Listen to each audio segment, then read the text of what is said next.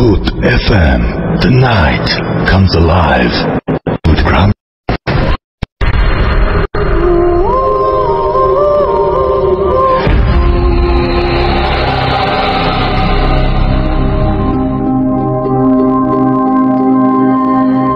পৃথিবীর এক প্রান্ত থেকে অন্য প্রান্তে জ্বলন্ত ঘোষণার ধ্বনি প্রতিধ্বনি তুলে নতুন নিশান উড়িয়ে দামামা বাজিয়ে দিক বিদিক এই বাংলায় তোমাকে আসতেই হবে হে স্বাধীনতা।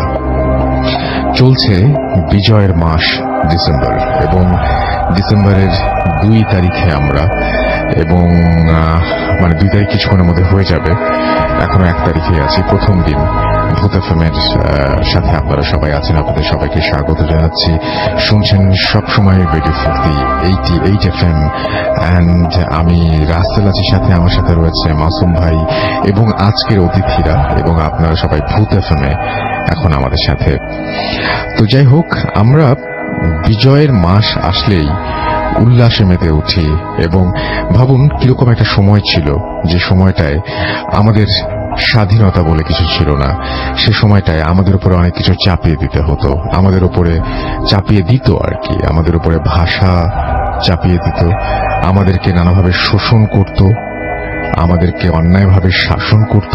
আমরা সেইখান থেকে বের হয়ে এসে পেয়েছি একটি নিজস্ব মানচিত্র, একটি নিজস্ব পতাকা। তাই শুরু করেছিলাম যে নতুন নিশান উড়িয়ে দামামা বাজিয়ে দিক বিদিক এই বাংলায় তোমাকে আসতেই হবে। স্বাধীনতা এসেছে এবং আমরা রেডিও ফুর্তির যারা আরজে আছি তারা সবাই আমাদের page, personal page, fan page এবং রেডিও ফুর্তির পেজ, সেই সাথে ভূত এফএমের পেজ, সব জায়গায় প্রোফাইল পিকচার চেঞ্জ করে ফেলেছি এবং চেঞ্জ করে ফেলে সেখানে পতাকা দিয়েছি এবং বাংলাদেশের পতাকা সেখানে জলজল করছে, লাল সবুজের পতাকা।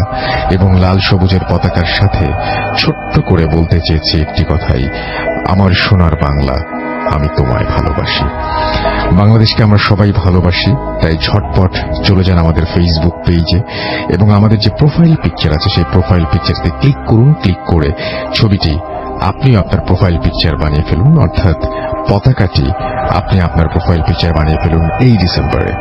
আমরা আরো একবার সবাই একসাথে বুকের ভেতর থেকে বলি, আমার সোনার বাংলা, আমি তোমায় ভালোবাসি, আমার সোনার বাংলা, আমি তোমায় ভালোবাসি।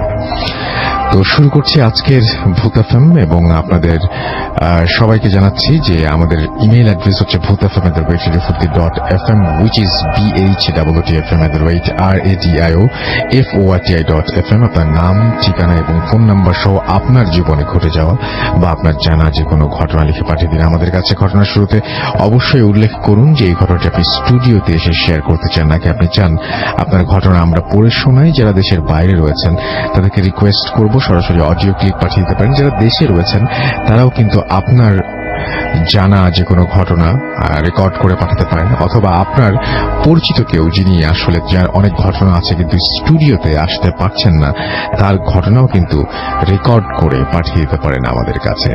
তার কাছ থেকে শুনে নিয়ে আপনিও পাঠাতে পারেন, আপনার মতো করে বলতে পারেন সেই ঘটনাটি। তো যাই হোক, আর আমাদের ফেসবুক পেজ আরো একবার বলি, www.facebook.com/radio.furti and www.facebook.com/bhutfm.russell, এই দুটো পেজ। এবং এখন যেটা করব, সরাসরি চলে যাব আমাদের প্রথম অতিথির কাছে। এবং আমি যখন অফ এয়ারে তার কাছে এই ঘটনাটি শুনছিলাম তখন আমার নিজেরই গায়ে কাটা দিচ্ছিল। আমরা অনেক সময় অনেক এক্সপেরিমেন্ট করি, যে সমস্ত আমাদের অনেক নিষিদ্ধ জিনিসের প্রতি আকর্ষণ থাকে, বিশেষ করে আমরা যদি বলি যে ব্ল্যাক ম্যাজিক, এই সমস্ত জিনিসের উপরে আমাদের অনেক আকর্ষণ থাকে, আমাদের আগ্রহ থাকে, অনেকের কথা বলছি, ঘাটাঘাটি করি এবং এক সময় নিজের অজান্তে কখন যেন নিজেকে জড়িয়ে ফেলি, তখন আর ফেরার কোনো পথ থাকে না। তো সেই রকমই একটা ঘটনা আমরা শুনবো। আমাদের সাথে আছেন মাসুম এবং আমাদের সাথে তিনি একটা ঘটনা শেয়ার করবেন। আমরা একটু শুনি তো কি হয়েছিল। Thank you very much Russell ভাই। ঘটনা শুরু করার আগে আমি একটা জিনিস বলতে চাই, আমার কিছু ফ্রেন্ডস এর কথা আমি বলতে চাইছি। সরি, ফার্স্ট অফ অল যদি না বলি, আচ্ছা, দিবস তারপরে হচ্ছে শাহেদ, বাবু এবং হচ্ছে হাসান, এই চারজন আমাকে স্টোরির ক্ষেত্রে প্রচুর স্টোরি কালেক্ট করার ক্ষেত্রে হেল্প করে। So thank you very much. And ঘটনা শুরু করি। সো ঘটনা শুরু করার আগে একটা জিনিস যেটা রাসেল ভাই বললেন, যে আমরা ইউজুয়ালি কি করি, আগ্রহ কম বেশি সবারই একটা ইয়াং এজে দেখা যায় প্যারানর্মাল বা সুপার ন্যাচারাল বিষয়গুলোর ব্যাপারে থাকে, এবং আমরা নানান রকম ভাবে এটা নিয়ে জানার চেষ্টা করি, রিসার্চ করি। সো এটা এমনই একটা ঘটনা যে দেখুন রাসেল ভাই, সুপার ন্যাচারাল এবং টেকনোলজি দুটো কিন্তু সম্পূর্ণ ভিন্ন মেরুর দুটো বিষয়, একদমই ভিন্ন মেরু। যেখানে সুপার ন্যাচারালের জন্ম হচ্ছে অন্ধকার একটা জগতে, সেখানে প্রযুক্তি হচ্ছে সভ্যতার সর্বোচ্চ উজ্জ্বল আলোকিত একটা সেকশন। একদম। আমি যে ঘটনাটা এখন বলবো, এখানে সুপার ন্যাচারাল এবং হচ্ছে টেকনোলজি দুটো একসাথে মিলেমিশে একাকার হয়ে গেছে। ঘটনাটা এটা কালেক্টেড একটা ঘটনা, এই ভেরি রিসেন্টলি আমি ঘটনাটা জানি। তো এটা যার সাথে ঘটনাটা ঘটে বেশ কয়েক বছর আগে, সে তখন সে ইউনিভার্সিটি স্টুডেন্ট ছিল। সে একটা বেশ রিচ বা স্টেবল একটা ফ্যামিলিতে বিলং করতো। দুই ভাই ছিল, এবং যেটা হচ্ছে খুবই স্মার্ট একটা ছেলে, খুব brilliant student in every manner.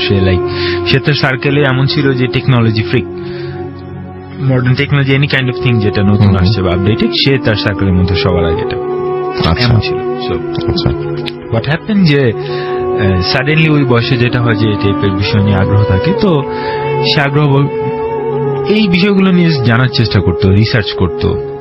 তো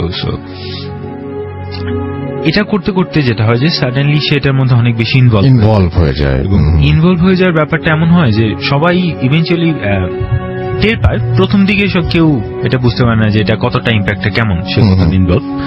যেটা হয় যে একসময় সে অসুস্থ হয়ে যায়, এবং অসুস্থ হওয়ার পরে যখন সে হসপিটালাইজ ছিল, তখন হচ্ছে তার ফ্রেন্ডরা এটা জানতে পারে যে ওকে ফাইন, সে এতটা ডিপলি ইনভলভ। এবং তার বাসায় যাওয়ার পরে বেসিক্যালি সে যখন হসপিটাল থেকে ব্যাক করে, যে একটা মানুষ যদি দিনের পর দিন একটা রুমের মধ্যে like for 1 month or 2 months আপনি যদি জাস্ট প্রয়োজনের বাইরে ঘর থেকে বের হননি, অন্ধকার একটা ঘর, যেমন একটা এনভায়রনমেন্ট হবে, এই ধরনের একটা অবস্থা। এটা দেখে তার ফ্রেন্ডরা বেশ আর কি হয়ে যায় যে মানে কেমন লাইক সুপার ন্যাচারাল বিষয়ে আগ্রহ থাকা, এটা নিয়ে জানা, রিসার্চ করা, দ্যাটস ডিফারেন্ট থিং। এতটা ইনভলভ যে তুমি নিজের প্রতি খেয়াল রাখার সময় পাচ্ছ না, বা তোমার রেগুলার লাইফ হ্যাম্পার্ট হচ্ছে, এটা কোনোভাবে অ্যাকসেপ্টেবল না। তার ফ্রেন্ডরা তার ফ্যামিলিতে ইনফর্ম করে, এবং সেই ছেলে যার সাথে ঘটনা, সে তখন একটা স্টুডিও অ্যাপার্টমেন্ট নিয়ে থাকতো। একটা বাইরে একটা রুম, তার মাঝখানে একটা ছোট করিডোর, দেন ভেতরে তার বেডরুমটা ছিল, এরকম একটা সেট আপ। এবং ফার্স্ট যে রুমটা, ওই রুমের সাথে হচ্ছে অ্যাটাচ টয়লেট। এই ছিল তার বাসার ডিজাইনটা। এনিওয়ে, সো যেটা হয় যে তার ফ্রেন্ডরা তার ভালোর জন্য, তাকে থামানোর জন্য তার ফ্যামিলিকে এটা ইনফর্ম করে, বাট এটার ইম্প্যাক্টটা নেগেটিভ হয়। সেই জিনিসটাকে একটা বিট্রায়াল হিসেবে নেয়, এবং তার ফ্রেন্ডদের সাথে যোগাযোগ বন্ধ করে দেয়। সো এর পরবর্তীতে যে ঘটনাগুলো ঘটে, বেশ লং টাইম পর্যন্ত এটা কেউ জানতো না, তার ফ্যামিলি বা খুব ক্লোজ লোকজন ছাড়া। পরবর্তীতে এটা ভেরি রিসেন্টলি, আমি লাস্ট টাইম যখন কিছুদিন আগে আসি আপনার এখানে, তো তার পরবর্তীতে সে এটা নিজে থেকে আগ্রহ দেখিয়ে আমার সাথে যোগাযোগ করে এবং এই ঘটনাটা শেয়ার করে, এবং আমাকে বলে যে ইফ ইউ ওয়ান্ট আপনি এটা শেয়ার করবেন। বাট স্পেসিফিক আমি আপনাকে বলছিলাম রাসেল ভাই, যে তার এই রিসার্চের অনেক ইনফরমেশন বা এই ঘটনার অনেক কিছু সে আমাকে স্পেসিফিক ভাবে মানা করে দিয়েছে, এগুলো তুমি কোনোভাবে শেয়ার করবে না। আচ্ছা, সেটা শেয়ার করা যাবে না। সো আমি এই জায়গাগুলো বাদ রাখছি, যে বেসিক ঘটনাটা যতটুকু শেয়ার করা আমি এটা বলছি। ঘটনার শুরুটা বেসিক্যালি এভাবেই হয়, তার আগ্রহের জায়গা থেকে, তার রিসার্চ থেকে। তো আপনি জানেন আসল ভাই যে আমরা যখন ওয়েব ব্রাউজ করি, ওয়েবের বেসিক 3টা স্তর থাকে, যে রেগুলার বা সারফেস ওয়েব, ডিপ ওয়েব এবং ডার্ক ওয়েব, সবচেয়ে ডিপেস্ট। এবং আমরা 73% আই গেস, আমার এটা ভুল হতে পারে, যে সারফেস ওয়েবে পাই, বাকি পুরো ব্যাপারটা থাকে ডিপ ওয়েব এবং ডার্ক ওয়েবে। তো সেই ছেলেটি যেটা করে, ও ডিপ ওয়েবে বা ডার্ক ওয়েবে ব্রাউজ করতে করতে এই সুপার ন্যাচারাল বা ডিমোনোলজি, দিস কাইন্ড অফ থিং নিয়ে রিসার্চ করতে থাকে, এবং সে একটা ওয়েবসাইট খুঁজে পায়।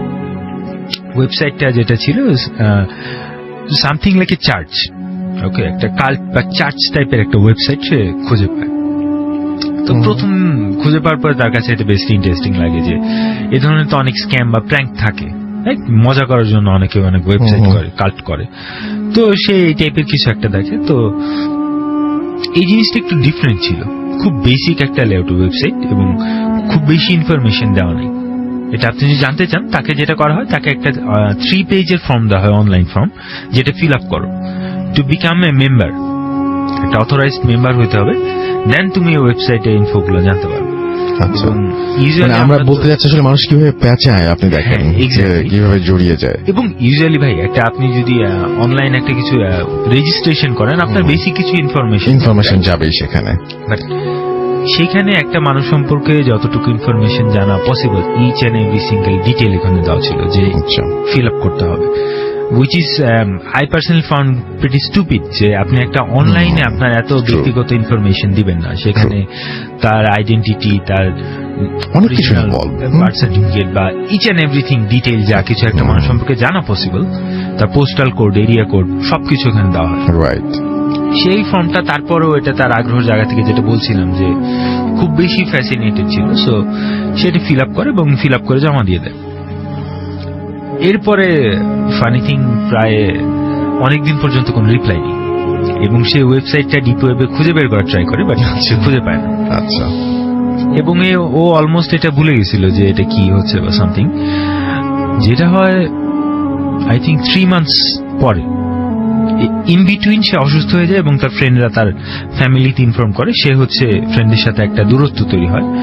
এরপরে 3 মাস পরে একটা মেইল আসে তার কাছে, একটা কোড দিয়ে, জাস্ট একটা কিছু নাম্বারস। তো সে সেই ওয়েবসাইটে লগ ইন করে এবং সেই কোডটা হচ্ছে তার আইডেন্টিফিকেশন নাম্বার ছিল লগ ইন করার জন্য। আচ্ছা, মানে অলরেডি এতক্ষণে উনি ঢুকে পড়েছেন এবং 3 মান্থসটা ছিল রাসেল ভাই, এটা খুবই ইম্পর্টেন্ট। আপনি ইন্টারেস্টিং খেয়াল করেন যে 3 মান্থস টাইমটা বেসিক্যালি ফর ভেরিফিকেশন। তার যে ইনফরমেশন গুলো নিছে সেই ওয়েবসাইট থেকে 3 মান্থস ভেরিফাই করা হয়েছে, দেন তাকে মেম্বারশিপ দেওয়া হয়েছে ইচ অ্যান্ড এভরিথিং চেক করার পরে। তো ভেরিফিকেশন দেওয়ার পরে সে লগ ইন করে এবং লগ ইন করার পরে সে ইন্টারেস্টিং কিছু ইনফরমেশন পায়। ইনফরমেশনটা কিরকম, আমি শুরুতে বলছি যেটা একটা চার্ট ছিল, তারা হচ্ছে স্যাটানিজম বা সামথিং লাইক দ্যাট, আমি স্পেসিফিক নেমটা বলছি না, আইডিয়া দিচ্ছি। এই টাইপের কোন একটা ফিলোসফি বা রিলিজন বা সেকেন্ড কামিং টাইপের কিছু একটা তারা প্র্যাকটিস করতো। আচ্ছা। এবং তারা যেটাকে basically devil worship. But interestingly তারা ডেভিলকে আমরা কি করি, ইভিল হিসাবে দেখি। এটা এনি কাইন্ড অফ রিলিজিয়ন বা কালচারে devil is evil, ultimate evil. একদম। তাদের মতে devil is not the ultimate evil. আচ্ছা। হ্যাঁ, তাদের মধ্যে তারা ডেভিলের কিন্তু অনেক নাম আছে, অনেক। তারা একটা নাম উল্লেখ করে, I think it was like সামাইল, আচ্ছা, এবং যার অর্থটা হচ্ছে দ্য লাইট ব্রিঙ্গার। আচ্ছা, দ্য লাইট ব্রিঙ্গার। এবং তাদের থিওরিটা হচ্ছে অ্যাবাউট ডেভিল, যে ডেভিল বেসিক্যালি পাপকে ইমব্রেস করে না, সে যেটা করে যে সিনস গুলোকে পিউরিফাই করে। আচ্ছা, when you are sinner, আপনার সোল হচ্ছে সিন দ্বারা ফুলফিল, ডেভিল হচ্ছে তার লাইট দিয়ে বার্ন করে আপনার সোলটাকে পিউরিফাই করে। এবং এমন একটা টাইম আসবে যখন ওয়ার্ল্ডে আলটিমেট ইভিল যারা বা ইভিলের অনুসারী, তারাই হচ্ছে আলটিমেট গুড হিসেবে বা সেইন্ট হিসেবে আবির্ভাব হবে। এবং বর্তমানে যারা যেসব থিওরি বা যেসব রিলিজিয়ন ইচ এন্ড এভরিথিং যারা হচ্ছে সেইন্ট হিসেবে আমরা কাউন্ট করছি বা গুড হিসেবে, তারাই হচ্ছে কনভার্টেড হয়ে যাবে ইভিলে। তাদের থিওরিটা কিছুটা এই টাইপের ছিল এবং বেশ ফিলোসফিক্যাল কথাবার্তা কিন্তু রাসেল ভাই, ওরকম খুব অদ্ভুত রিচুয়াল বা সামথিং এই টাইপের কোনো কথাবার্তা ফর এ লং টাইম ওর সাথে তারা বলেনি। তারা একটা এরকম এনশিয়েন্ট আই থিঙ্ক ফোলক্লোর বা সামথিং এই ধরনের কোন একটা ফিলোসফি তারা তার সাথে শেয়ার করছে। আচ্ছা। তো এক সময় যেটা ও এই ব্যাপারগুলোতে বেশ আগ্রহী হয়ে পড়ে, বেশ ইনফরমেশন সে পায়, ইন্টারেস্টেড ফিল করতে থাকে। তো তখন সে আরো বেশি জানতে চায়। তো এই টাইমে ওয়েবসাইট থেকে তাকে আর কি এখানে একটা চ্যাট গ্রুপের মতো ছিল, তার সাথে কথা বলতো বা চ্যাট হইতো। ওখান থেকে তাকে বলে যে এর চেয়ে বেশি যদি তুমি ডিপলি এটা জানতে চাও, ইউ নিড টিচার, রাইট?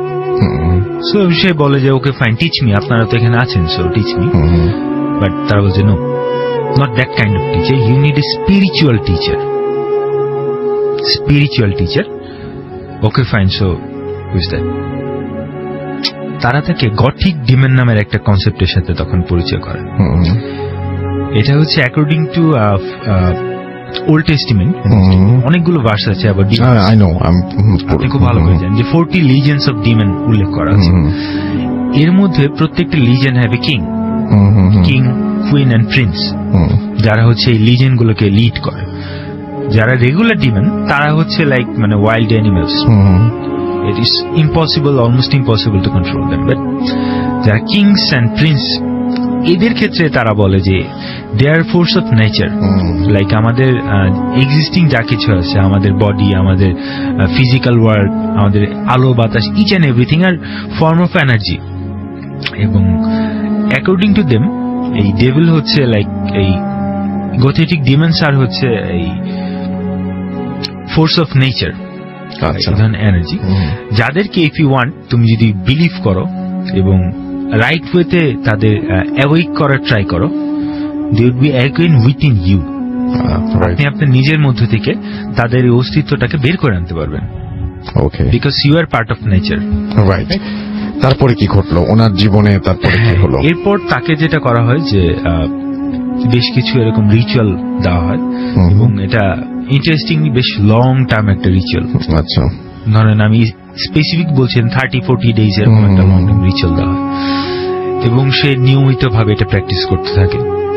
আচ্ছা, মিনওয়েল তার আদার্স সব কাজ অলমোস্ট অফ হয়ে যায়, এবং সেগুলোতে নিশ্চয় তার কোনো ইন্টারেস্ট ছিল না, মানে শুধুমাত্র ওইটার প্রতি সে একদম ফুললি ডাইভার্টেড হয়ে গেছে নিজের অজান্তে। যেটা শুরু হয়েছিল জাস্ট একটা কৌতূহল থেকে, এবং এর মধ্যে কিন্তু তার ফ্রেন্ডের সাথে তার একটা ডিস্টেন্স তৈরি হয়ে যায়। সেটা যে শেয়ার করবে কারোর সাথে এই উপায় নাই, সে কমপ্লিটলি এটার মধ্যে ঢুকে যায়। আচ্ছা, তো ফাইনালি যেটা হয়, যেদিন the last day ritual complete হয়, সে সন্ধ্যা থেকে বসে এটা প্র্যাকটিস করতে থাকে, ইনচ্যান্ট করতে থাকে বা সামথিং। রাতের বেলায় যেটা হয়, সাডেনলি একদম অল দ্য সাডেন, সে এরকম 30-40 ডেজ ধরে এটা প্র্যাকটিস করছে, এভরিথিং ওয়াজ গুড, সে স্ক্যার ছিল না, মোটে ইন্টারেস্টেড ছিল। সাডেনলি তার মধ্যে তীব্র একটা আতঙ্ক ভর করে ফাইনাল ডে রাতের বেলায়, এবং ভয়টা এমন ছিল সে ফিজিক্যালি লাইক অসুস্থ ফিল করছে এমন। আচ্ছা, বাট ই ডিড যে সে উঠে যায় এবং উঠে তার ঘরের লাইটটা জ্বালিয়ে দেয় এবং ডিসাইড করে যে ওকে ফাইন, হয়তো আজকে আমি লং টাইম এরকম করছি দেখে আমার খারাপ লাগতেছে, সো আজকের মতো বাদ দিই। সে বাদ দেয়, বাদ দিয়ে খাওয়া দাওয়া করে এসে বসার পরে কিছু অদ্ভুত জিনিস সে খেয়াল করে। তার বাসার আশেপাশে তার জানালার বাইরে কিছু সাউন্ড হচ্ছে। আচ্ছা, লাইক খুব মৃদু কিছু সাউন্ড, কেউ জাস্ট টাচ করছে বা ট্যাপ করছে, এই ধরনের সাউন্ড। সে বেশ ভয় পাইতে থাকে এটা থেকে, যে বেশ কিছুক্ষণ যখন সাউন্ড হয় এবং লাইক ফিস করে কেউ তাকে ডাকছে এরকম একটা সাউন্ড। তো সে ঘরের সবগুলো লাইট জ্বালিয়ে দেয়। লাইট জ্বালিয়ে দেওয়ার পর ইউজুয়ালি তো লাইট থাকলে আমাদের ভয় কম করে, খুবই স্বাভাবিক। ফার্স্ট যে ঘটনাটা ঘটে, তার বাইরের রুমে বিবরণ দিচ্ছিলাম যে স্টুডিও অ্যাপার্টমেন্টে থাকতো, বাইরে একটা রুমের সাথে অ্যাটাচড একটা বাথরুম, এবং এরপরে একটা ছোট করিডোর যেটা ক্রস করে তার বেডরুম, এই প্যাটার্নে। তার ওয়াশরুমের লাইটটা কেটে যায়। আচ্ছা, সাডেনলি এটা প্রথম হলো, ফার্স্ট। আচ্ছা, তারপর সেই রাতে, এটা এক রাতের ঘটনা, এবং সে এটা চেক করতে যায়। চেক করে যখন ওয়াশরুমের ডোর ক্লোজ করে আসতে নেয়, সে ফিল করে ওয়াশরুমের ভিতর হয়তো কেউ আছে। যে অন্ধকার হয়েছে তারপর থেকে অস্তিত্ব টের পাওয়া শুরু করেছে। এক্স্যাক্টলি।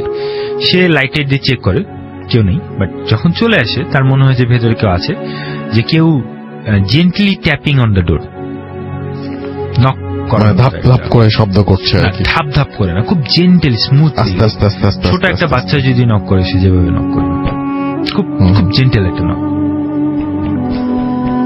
আচ্ছা, সে তার রুমে চলে আসে। নেক্সট ইটা যেটা হয়, তার টয়লেটের সাথে যে বাইরের যে রুমটা, সেই রুমের লাইটটা কেটে যায়।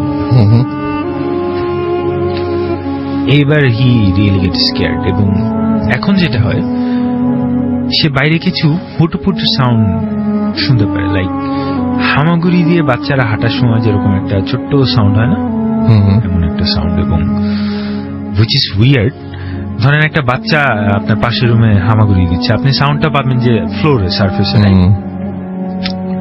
সে সাউন্ডটা পেতে থাকে ছাদে বলতে তার উপরের ফ্লোরে না, তার সিলিং এ, লাইক যেখান থেকে ফ্যানটা ঝুলছে। আচ্ছা, একদম সিলিং এর মধ্যে, এক্স্যাক্টলি লাইক আপসাইড ডাউন।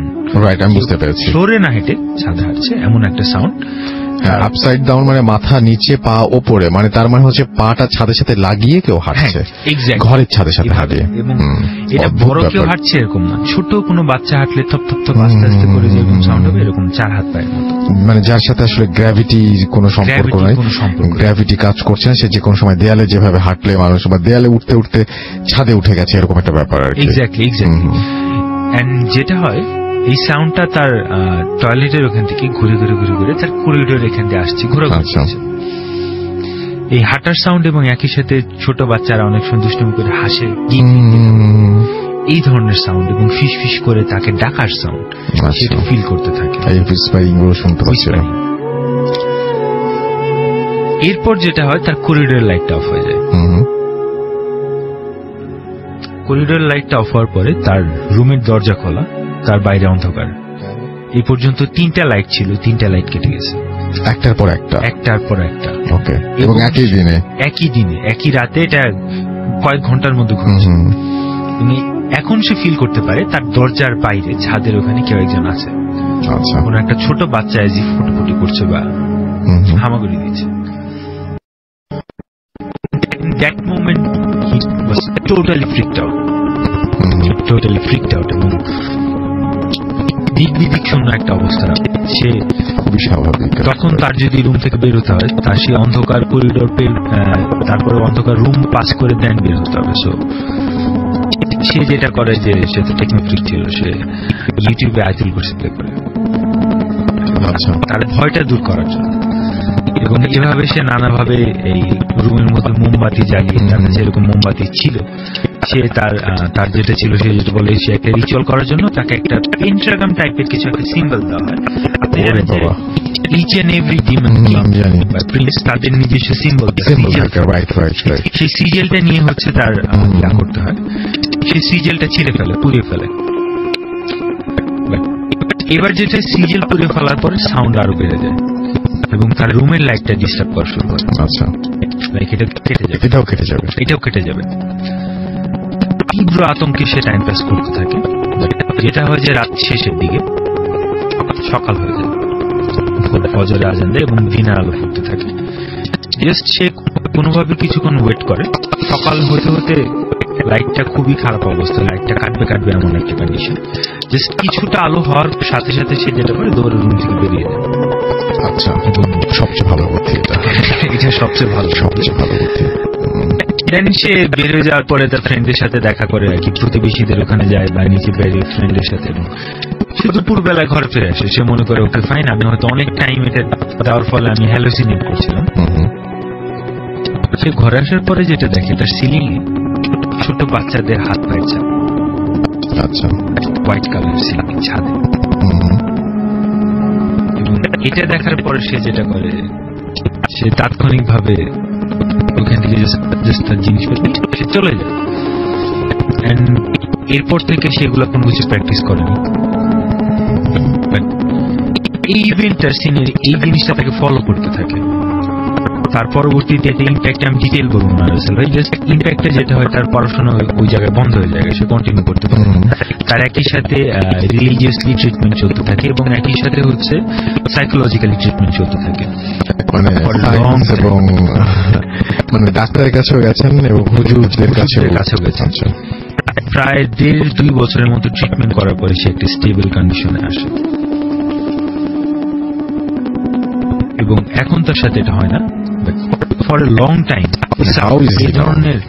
এখন he is good, he is stable এবং সে এখন বেশ ভালো আছে, সে বেশ স্বাভাবিক একটা অবস্থা আছে, তার এখন এই প্রবলেমগুলো হচ্ছে না। বাট তার মধ্যে আমি যেটা খেয়াল করেছি, এই আতঙ্কটা এখনো তার মধ্যে কাজ করছে। প্রায় 1.5 থেকে 2 বছর আছে, ইটস এ লং টাইম। আপনার যদি কন্টিনিউয়াসলি, বন্ধু বান্ধব থেকেও দূরে ছিল, সবার থেকে দূরে ছিল এই টাইমটা। এবং তার কাছে এটা একটা একই সাথে লজ্জা এবং ভয়ের বিষয়, সেটা কারোর সাথে শেয়ার করতে পারেনি। এন্ড এই ঘটনাটা যেটা সিগনিফিকেন্স, যে আসলে ভাই আমরা সবাই এইগুলো নিয়ে আগ্রহ থাকে, আমরা বিশ্বাস করি, অবিশ্বাস করি, মজা করে ট্রাই করতে যাওয়া, এটা আমি বলবো যে আমাদের অনেকে ইয়াং এজে এটা সবারই, টু বি অনেস্ট আমার নিজেরও ছিল। প্রত্যেকেরই, আমি সেটাই বললাম যে অনেকেরই আগ্রহ থাকে। এবং আমরা যদি ভাই এটাও বলি যে no such thing as demons, okay, ghost এগুলো ডাজন্ট এক্সিস্ট, তারপরও কি একটা জিনিস যে এই রিচুয়াল গুলো ইজ লাইক মেডিটেশন প্র্যাকটিস, এবং আপনি যখন ফর লং টাইমে প্র্যাকটিস করবেন, আপনি সাবকনশিয়াসলি যদি এটা একবার বিলিভ করে ফেলেন, সাবকনশিয়াসলি বিলিভ করলে আসলেই প্রবলেম, এটা হতে বাধ্য, ইফ নাথিং সুপারন্যাচারাল এক্সিস্ট, তারপরও আপনি এটা দ্বারা সাফারার হবেন। এবং যদি এমন কিছু এক্সিস্ট করে, এটা তো বলার ব্যাপার। এই ছিল ঘটনাটা, আশা করি সবার ভালো লেগেছে। Thank you so much. আমি দেখতে পাচ্ছি যে অনেকেই আমাদের এখানে পতাকা মানে ফ্ল্যাগ দিয়ে প্রোফাইল পিকচার চেঞ্জ করে ফেলেছেন, আমি সেইগুলোই পড়ি। রেডিও ফুর্তির পেজে দেখতে পাচ্ছি ছোট সাহেব লিখেছেন যে ভাইয়া আমি মাসুম জামালপুর থেকে শুনছি, অনেক ভালো লাগলো। নিলয় ফুয়াদ আমাদের লিখেছেন প্রতিদিন ভূত এফএম শোনার জন্য রাত 12টা পর্যন্ত জেগে থাকি, এবং তার এই মেসেজটা তিনি পড়ে শোনাতে বলেছেন। এসবি বাইজিদ বাবু আমাদের লিখেছেন হ্যালো আই এম ব্যাক ভূত এফএম, এবং তিনিও প্রোফাইল পিকচার চেঞ্জ করেছেন। প্রোফাইল পিকচার চেঞ্জ করেছেন সেই মেসেজগুলো একটু আজকে আগে পড়ার চেষ্টা করছি। শেষ বিকেলের সূর্য লিখেছেন হাই। এছাড়াও আমি দেখতে পাচ্ছি আরো অনেকেই আমার সঙ্গে এই মুহূর্তে আছেন, যেমন ভূত এফএম হরর ক্লাবে রয়েছেন এমডি মেহরাব হুসাইন, তিনি প্রোফাইল পিকচার অলরেডি চেঞ্জ করে ফেলেছেন। এমডি ইয়াসিন হুসাইন, তিনিও প্রোফাইল পিকচার চেঞ্জ করে ফেলেছেন। প্রোফাইল পিকচার চেঞ্জ করেছেন এমডি ইয়াসিন হোসেনের নাম বলেছি, তাকে দুইবার দেখা যাচ্ছে এখানে কোনো একটা কারণে। তো যারা যারা জানেন না ব্যাপারটা, তাদেরকে এই ফাঁকে একটু বলে দেই যে আমরা ডিসেম্বর মাস উপলক্ষে রেডিও ফুর্তির সব আসছে, এবং আমরা সবাই আমাদের পার্সোনাল পেজটা চেঞ্জ করে ফেলেছি, এবং আমাদের পার্সোনাল পেজে যে প্রোফাইল পিকচার সেটা চেঞ্জ করেছি, এবং সেই প্রোফাইল পিকচার আপনি চাইলেই এখনই দেখতে পারেন। আপনি চলে যান www.facebook.com/radiofurti অথবা www.facebook.com/bhutfm.russell, এই দুটো অ্যাড্রেসে, যে কোনো অ্যাড্রেসে, এবং সেখানে গিয়ে প্রোফাইল পিকচারটা, আমাদের প্রোফাইল পিকচারটা ক্লিক করে আপনি আপনার প্রোফাইল পিকচার বানিয়ে ফেলুন। আমি চলে যাব একটা ছোট্ট বিরতিতে। বিরতির আগে দেখি যে আর কিছু আছে কিনা, এবং আমার কাছে মনে হয় যে বিরতির পরে ফিরে এসে আপনাদের আরো দারুণ দারুণ সব ঘটনা উপহার দিব। হ্যাঁ, দেখতে পাচ্ছি এখানে আরো অনেকেই আছেন যারা পতাকা দিয়ে প্রোফাইল পিকচার চেঞ্জ করছেন। থ্যাংক ইউ ভেরি মাচ আমার সঙ্গে থাকার জন্য। একটা ছোট্ট বিরতির পরে আবারও ফিরে আসছি, সেই পর্যন্ত আমার সঙ্গেই থাকুন। স্টে টিউন টু রেডিও ফুর্তি 80 FM and Do Furti. Bhoot FM. The night comes alive with Graminphone.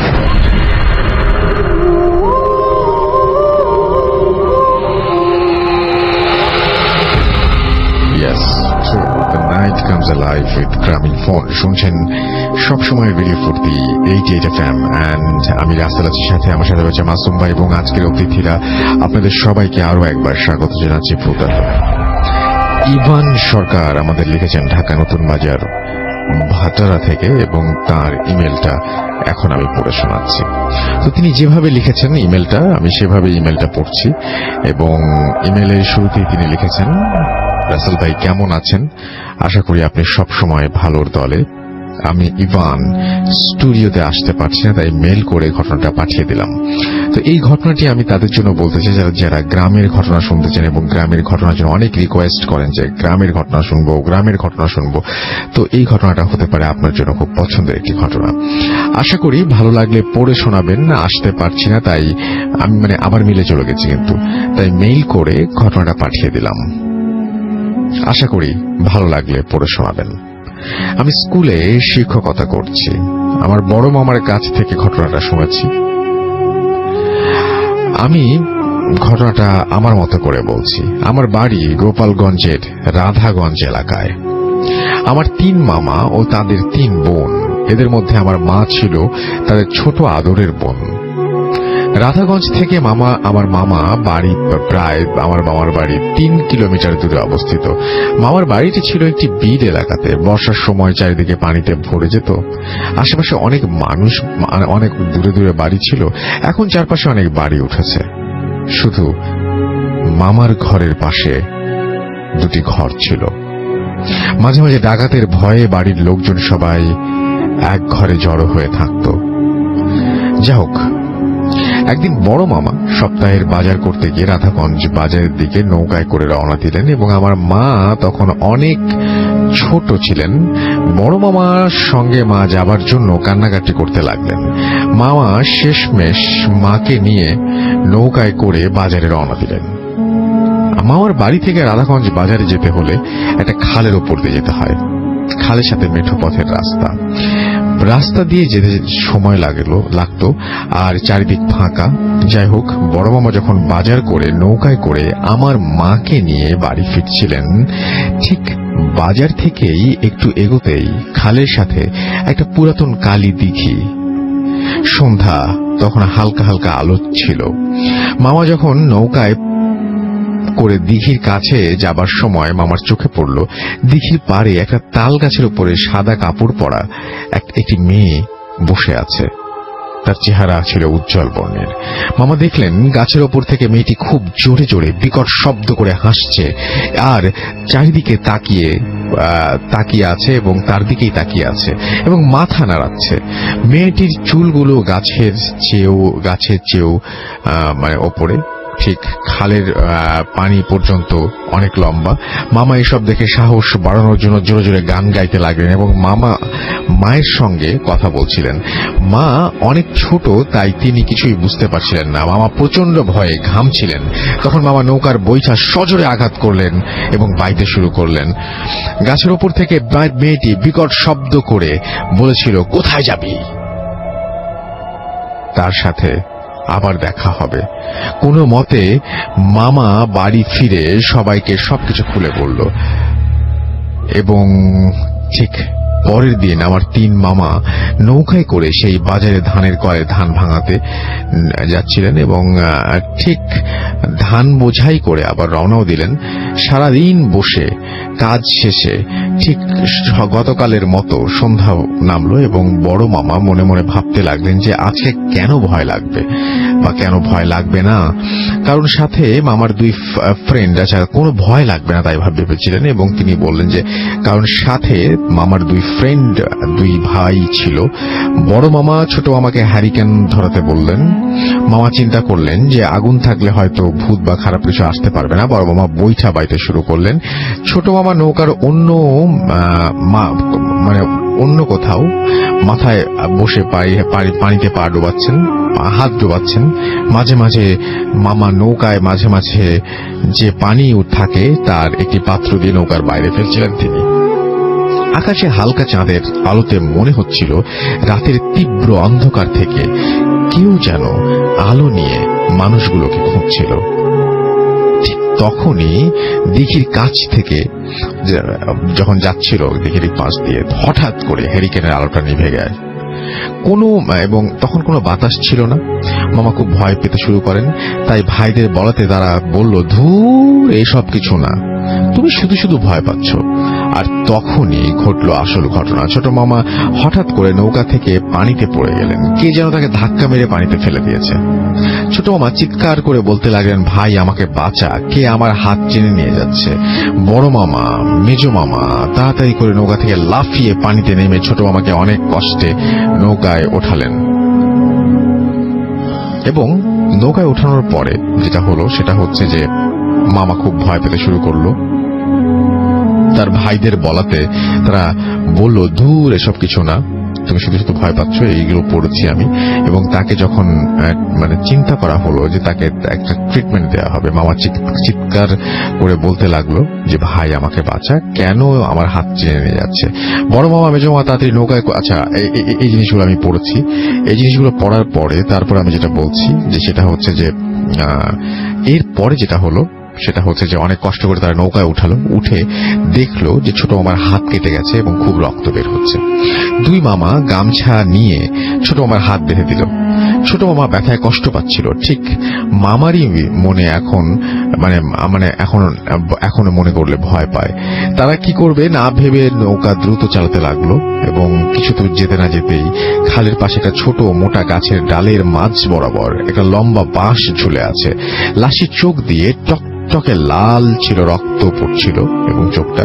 লাশটির মাথায় অনেক লম্বা চুল ছিল। লাশটির বিভৎস চেহারা, মনে হচ্ছিল লাশের গা থেকে মাংস খসে খসে পড়লে যেভাবে দেখা যায় সেই রকম কিছু একটা।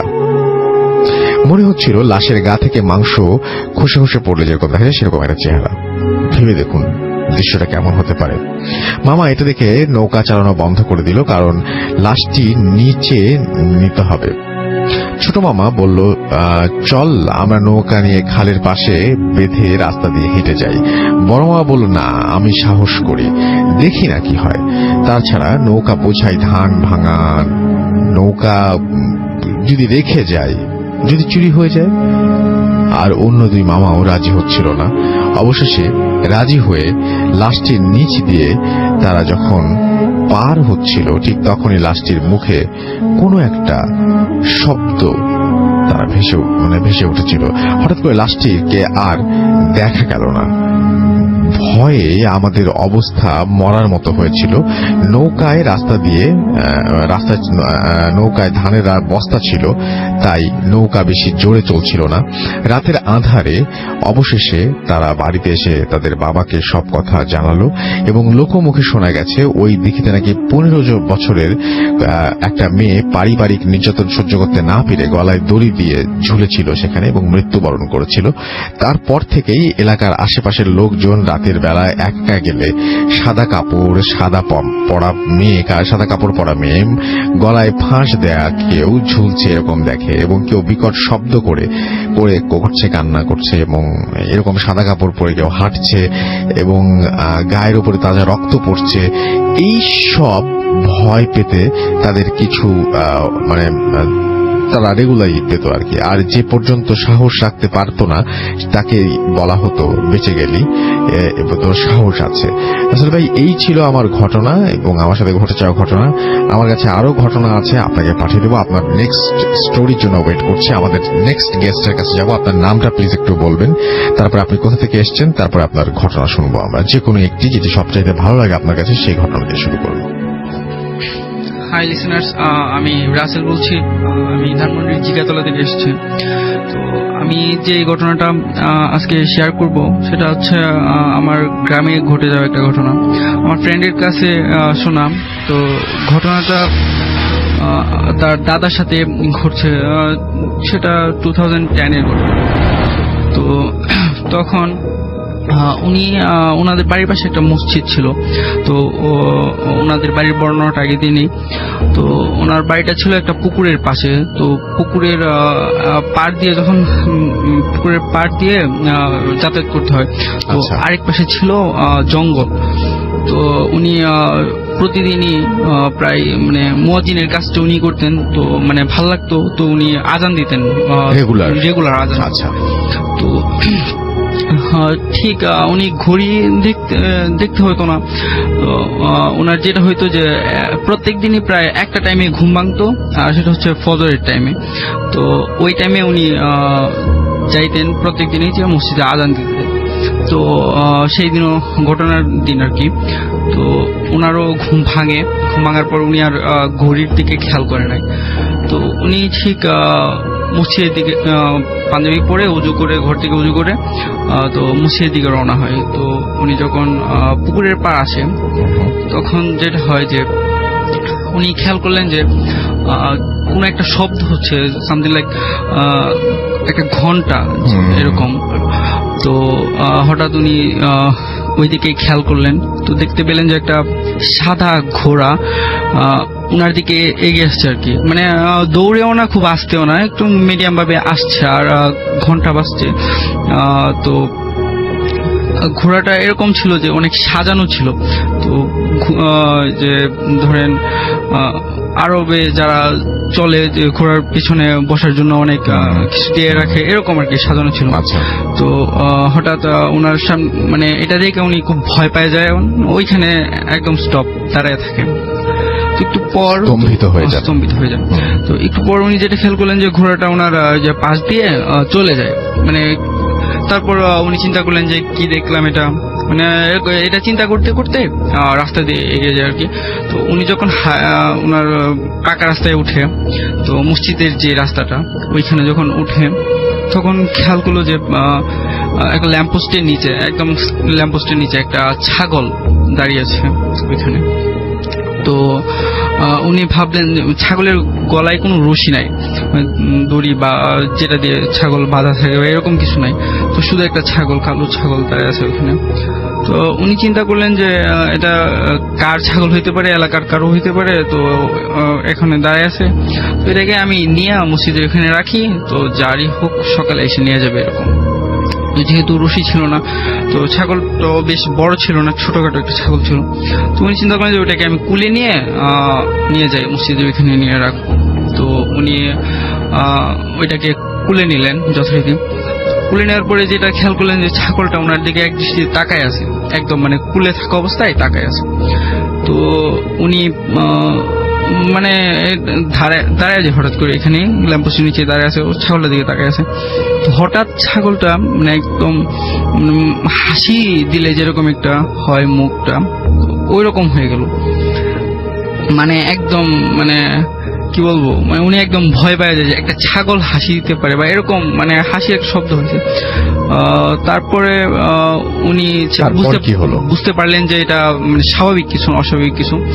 তো উনি ওই ছাগলটাকে ধরে একদম মানে যে ল্যাম্পপোস্টের নিচে দাঁড়ায় ছিল ওই ল্যাম্পপোস্টের খুঁটির মধ্যে একদম বাড়ি দিয়ে দেয়। তো বাড়ির দেওয়ার সাথে সাথে ওইটা নিচে পড়ে যায়, হাত থেকেও ছেড়ে দেয়। তো নিচে পড়ে যায় এবং সাথে সাথে একদম একটা কাক হয়ে যায়, কালো কাক হয়ে যায়, এবং কাক হয়ে এটা উড়ে যায়, এখান থেকে উড়ে যায়। তো উনি মানে এই বিষয়টা নিয়ে অনেক ভয় পায়, উনি বাসায় ফিরে যায় না, উনি আবার মানে মসজিদের দিকে যায় আর কি। তো মসজিদটা টিন শেড ছিল, তো চাবি ওইখানে রাখা থাকতো। তো উনি চাবিটা নিয়ে মসজিদে তালা খুলে ভেতরে যায় এবং লাইট জ্বালায়। উনি যেটা খেয়াল করলেন যে এখন মানে ঘড়িতে, মসজিদের ওখানে ঘড়ি ছিল, তো দেখলো যে 2:30 বা এর আশেপাশে আর কি, মানে 2:30 বাজে। তো উনি একটু মানে ভাবলেন যে এত তাড়াতাড়ি ঘুম ভাঙলো, বা উনি ঘড়িও খেয়াল করলেন না, মানে কিরকম, মানে উনি একটু ভয় পেয়ে গেলেন। তো উনি আর বাসায় গেলেন না, তো মসজিদে বসে বাকি যে কোরআন তেলাওয়াত করে নফল নামাজ পড়ে তারপরে তাহাজ্জুদের নামাজটা পড়ে তো ওইখানে ছিল। তারপর ওই যে ফজরের নামাজের পরে সবার সাথে ঘটনাটা শেয়ার করলো। Thank you so much, thank you. আপনার ঘটনার জন্য আপনাকে অনেক ধন্যবাদ। আমি দেখতে পাচ্ছি যে আমাদের এখানে অনেকেই আমাদের এখানে লিখছেন, এবং আমাদের যে ফেসবুক পেজ, সেই ফেসবুক পেজে অনেকেই পতাকার দিয়ে প্রোফাইল পিকচার বানিয়েছেন, যেটা আমরা গতদিন থেকে শুরু করেছি, এবং আপনারা আজকে সেটা করছেন, সানন্দে করছেন। এজন্য আপনাদেরকে অনেক অনেক অনেক অনেক ধন্যবাদ। এবং সেরকমই পতাকা দিয়ে প্রোফাইল পিকচার বানিয়েছেন দেখতে পাচ্ছি যে ফয়সাল আহমেদ রাজ। এছাড়াও আমাদের এখানে আরো অনেকেই আছেন যাদের মানে যারা মানে আমি দেখতে পাচ্ছি যেমন হচ্ছে সজীব আবরার, এবং তিনি পতাকা দিয়ে প্রোফাইল পিকচার বানিয়েছেন, প্লাস তিনি লিখছেন অনেক ভয় লাগছে, সিলেট থেকে শুনছি। শাহাদাত হোসেন ইমরান আমাদের সাথে আছেন, সবাই কেমন আছেন জানতে চেয়েছেন, এবং তিনিও একই কাজ করেছেন। যারা পতাকা দিয়ে প্রোফাইল পিকচার বানিয়েছেন তাদের তাদের অ্যাটলিস্ট মেসেজগুলো আজকে আগে পড়ছি। আবিদ রহমান রূপম আমাদের সঙ্গে আছেন দেখতে পাচ্ছি। এমডি টুটুল ফরাজি, প্রত্যেকেরই কিন্তু প্রোফাইল পিকচার ওনাদের পতাকা। মাসুদ আমিন লিখেছেন লাভ ইউ ফুর্তি, আমাদেরকে এখানে লিখেছেন হৃদয় RS, ভেরি নাইস ভূত FM। আমাদের সাথে দেখতে পাচ্ছি আরো অনেকেই এখানে আছেন। আমি এখন যেটা পড়ছি রেডিও ফুর্তির পেজ থেকে পড়ছি, এবং রেডিও ফুর্তির পেজে আরো অনেকেই এই মুহূর্তে আমাদের সাথে কানেক্টেড আছেন। এবং এছাড়াও দেখতে পাচ্ছি যে নীরব আছেন, তিনিও প্রোফাইল পিকচার চেঞ্জ করে ফেলেছেন। আমি একটু বলি যে ডিসেম্বর মাস শুরু হয়েছে, এবং এই ডিসেম্বর মাসে আমরা চিন্তা করেছি আমরা সব আর্যেরা আমাদের প্রোফাইল পিকচারে পতাকা দেব, এবং আমরা সবাই সেটা করেওছি অলরেডি, এবং আমরা সেই পতাকা আমাদের প্রোফাইল পিকচারে শোভা পাচ্ছে। আপনারা দেখতে পাচ্ছেন www.facebook.com/radio.furti অথবা www.facebook.com/bhutfm.russell, এই দুটো জায়গায় এসে আপনি দেখতে পারেন, এবং আপনি চাইলে আমাদের প্রোফাইল পিকচারে ক্লিক করে আপনার যে ছবিটি আছে সেই প্রোফাইল পিকচারে সেটিও আপনি চেঞ্জ করে ফেলতে পারেন। প্রীতম কুণ্ড আমাদের লিখছেন যে একটু একটু ভয় লাগছে, খুলনা থেকে শুনছি। খুলনার অনেক ঘটনা পাঠান না কিছু। পারভেজ ইকবাল হোসাইন আমাদের লিখেছেন এবং তিনি বলছেন যে সারা বছর তো নিজেদের ছবিতেই আসেন, এই মাসটায় দেশের পতাকা দেই, এবং এই পতাকার নিচে চমৎকারভাবে লেখা আছে একটা অংশে, মানে পতাকার শেষে পড়ে যে আমার সোনার বাংলা আমি তোমায় ভালোবাসি। তো এটাই আমার পতাকা এবং আমার গান হচ্ছে আমার সোনার বাংলা আমি তোমায় ভালোবাসি। এবং আমি দেখতে পাচ্ছি যে অনেকেই আমাদের এখানে দেখতে পাচ্ছি যে হৃদি, এছাড়াও ইমোশন আমাকে লিখেছেন, রাকিব হাসান লিখেছেন আমাদের এখানে, এবং তিনিও পতাকার ছবি দিয়ে ইয়ে করেছেন যে, এবং তিনি বলেছেন যে আমি প্রোফাইল পিকচার চেঞ্জ তো করেছেন, লিখেছেন love you Bangladesh, love you Bhoot FM. Kabir আমাদের সাথে আছেন এবং তিনিও চেঞ্জ করেছেন, যশোর বাগাছড়া থেকে তিনি আমাদের শুনছেন। এমডি লাল আমাদের সঙ্গে আছেন এবং তিনিও প্রোফাইল পিকচার শেয়ার করেছেন এবং প্রোফাইল পিকচারটি চেঞ্জ করেছেন এবং তিনি একটা মানে থামস আপও দিয়েছেন। রেজাউল খান নাটুয়াপাড়া থেকে শুনছেন, আমাদের সাথে আছেন সজীব আবরার, এমডি আইনাল হোসেন জেসিডি, এবং তিনি উত্তরা থেকে শুনছেন। সজীব আবরার বলেছেন যে ইমেলটা অনেক ভয়ঙ্কর ছিল। অচেনা পথের পথিক তিনিও পতাকা দিয়ে ছবিটি চেঞ্জ করেছেন এবং তিনিও লিখেছেন যে হাই রাসেল ভাই খুবই নাইস ছিল। এছাড়াও জাহিদ হাসান আরমান আমাদের সাথে আছেন, সুমাইয়া দিনা আমাদের সঙ্গে আছেন। এরা যারা চেঞ্জ করছেন পতাকার ছবিতে তাদের কথাই বলছি। এছাড়াও আছেন সুপিয়ারা আক্তার কিয়া আমাদের সঙ্গে আছেন এবং তিনি বলছেন যে আমি ইন্ডিয়ান, তবু প্রোফাইল পিকচার চেঞ্জ করলাম যাতে আমার SMS পড়েন।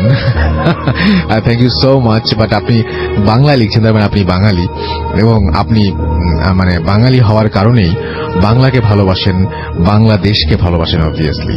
থ্যাংক ইউ সো মাচ আমাদের সঙ্গে থাকার জন্য, থ্যাংক ইউ সো মাচ আমাদের পতাকার প্রতি সম্মান দেখানোর জন্য, থ্যাংক ইউ ভেরি মাচ। আমাদের সাথে আছেন দেখতে পাচ্ছি সাকিবুল ইসলাম শাফিন বরিশাল থেকে শুনছেন। আশিক শেখ আমাদের সাথে আছেন এবং তিনি বলছেন I am back again after 6 months। আমাদের সাথে রুবেল সোনার আছেন, সেকেন্ড ঘটনাটা জাস্ট অসম। আমাদের সাথে আছেন রাকিবুল চৌধুরী, এছাড়াও কালাম এস কালাম আমাদের সাথে আছেন, সুজন মিয়া আছেন, সাইমন আমাদের সাথে আছেন বিপ্লব, এছাড়াও মাহজারুল জিন্না আমাদের সাথে আছেন, কাচের দেয়াল আমাদের সাথে আছেন, প্রিন্স শিহাব আমাদের সাথে আছেন, রিফাত সরকার আমাদের সাথে আছেন, এবং প্রত্যেকের পতাকা দিয়ে প্রোফাইল। তোহা মৃধা আমাদের সাথে আছেন, নীরব মাহবুদ আছেন আমাদের সাথে। ভালোবাসি আমরা আমাদের দেশকে এবং পতাকা শোভা পাচ্ছে প্রত্যেকের প্রোফাইল পিকচারে। আমরা চলে যাবো একটা ছোট্ট বিরতিতে, বিরতির পরে আবারও ফিরে আসবো। তার মাঝখানে একটা আপনারা অডিও ক্লিপও শুনে ফেলবেন, যে অডিও ক্লিপটি চমৎকার একটি অডিও ক্লিপ, এবং তারপরে আবারও ফিরে আসবো। সেই পর্যন্ত আমাদের সঙ্গে থাকুন। স্টে টিউনড রেডিও ফুর্তি 88 FM and do ফুর্তি। Neil exclusively on FusionBD.com. Bhoot FM. The night comes alive with Grameenphone.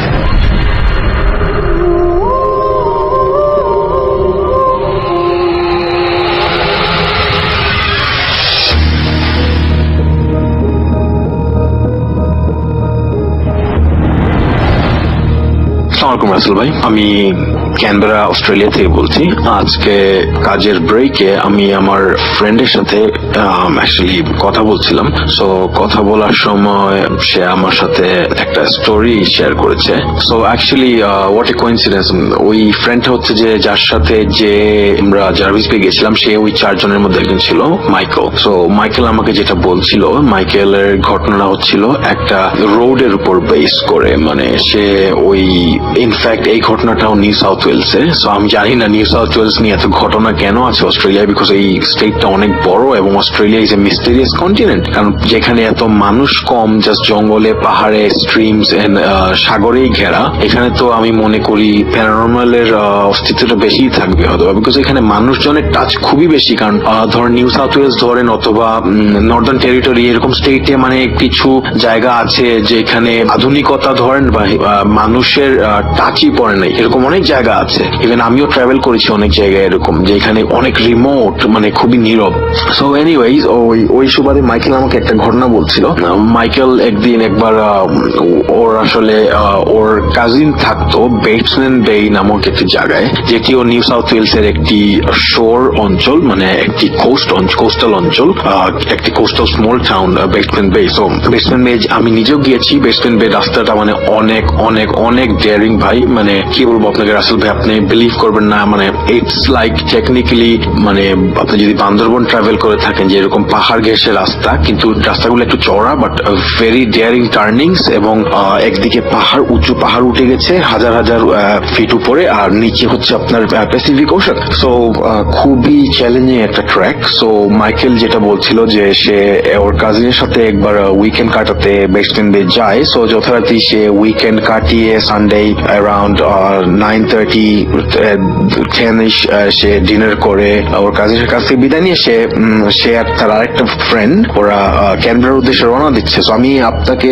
বলে রাখি রাসেল ভাই, ক্যানবেরা থেকে বেটসম্যান বে যেতে লাগে গোটা 2.5 ঘন্টার মতো। So it's not actually that fur, because খুবই কম ট্রাফিক থাকে ওই রোডে এবং রোডটা খুবই ফ্রি থাকে, বাট অনেক ডেয়ারিং টু ড্রাইভ, অনেক চ্যালেঞ্জিং। সো মাইকেল অ্যাকচুয়ালি আসছিল, সে পাহাড়ের ভিতর দিয়ে এই পাসগুলা যাচ্ছে, স্নেক পাস বলে ওইটাকে, ওইটা টার্নিং গুলা যাচ্ছে, সে চালাচ্ছে on the speed limit. So all the sudden সে যেটা খেয়াল করলো যে ওর সামনে, গাড়ির সামনে জঙ্গলের ভিতর থেকে দুটো অনেক বড় সাইজের ক্যাঙ্গারু ওর গাড়ির সামনে এসে পড়লো। সো সে কি করলো, because the road was free, say kangaroo গুলোকে কাটিয়ে সে রং সাইডে দিয়ে গেল, গিয়ে ক্যাঙ্গারু গুলাকে পাস করে সে আবার তার লেনে চলে আসলো। এন্ড দেন ওনারা, বিকজ ক্যাঙ্গারু গাড়ির সামনে পড়া এবং ক্যাঙ্গারু মারা অস্ট্রেলিয়াতে খুবই রেগুলার একটা প্র্যাকটিস, খুবই স্বাভাবিক, বিকজ এত রিমোট আর ওয়াইল্ড লাইফ অস্ট্রেলিয়াতে যে হাইওয়েতে এরকম পড়তেই পারে। আমরা যে সময় সিডনি মেলবোর্ন চালিয়ে যাই, অনেক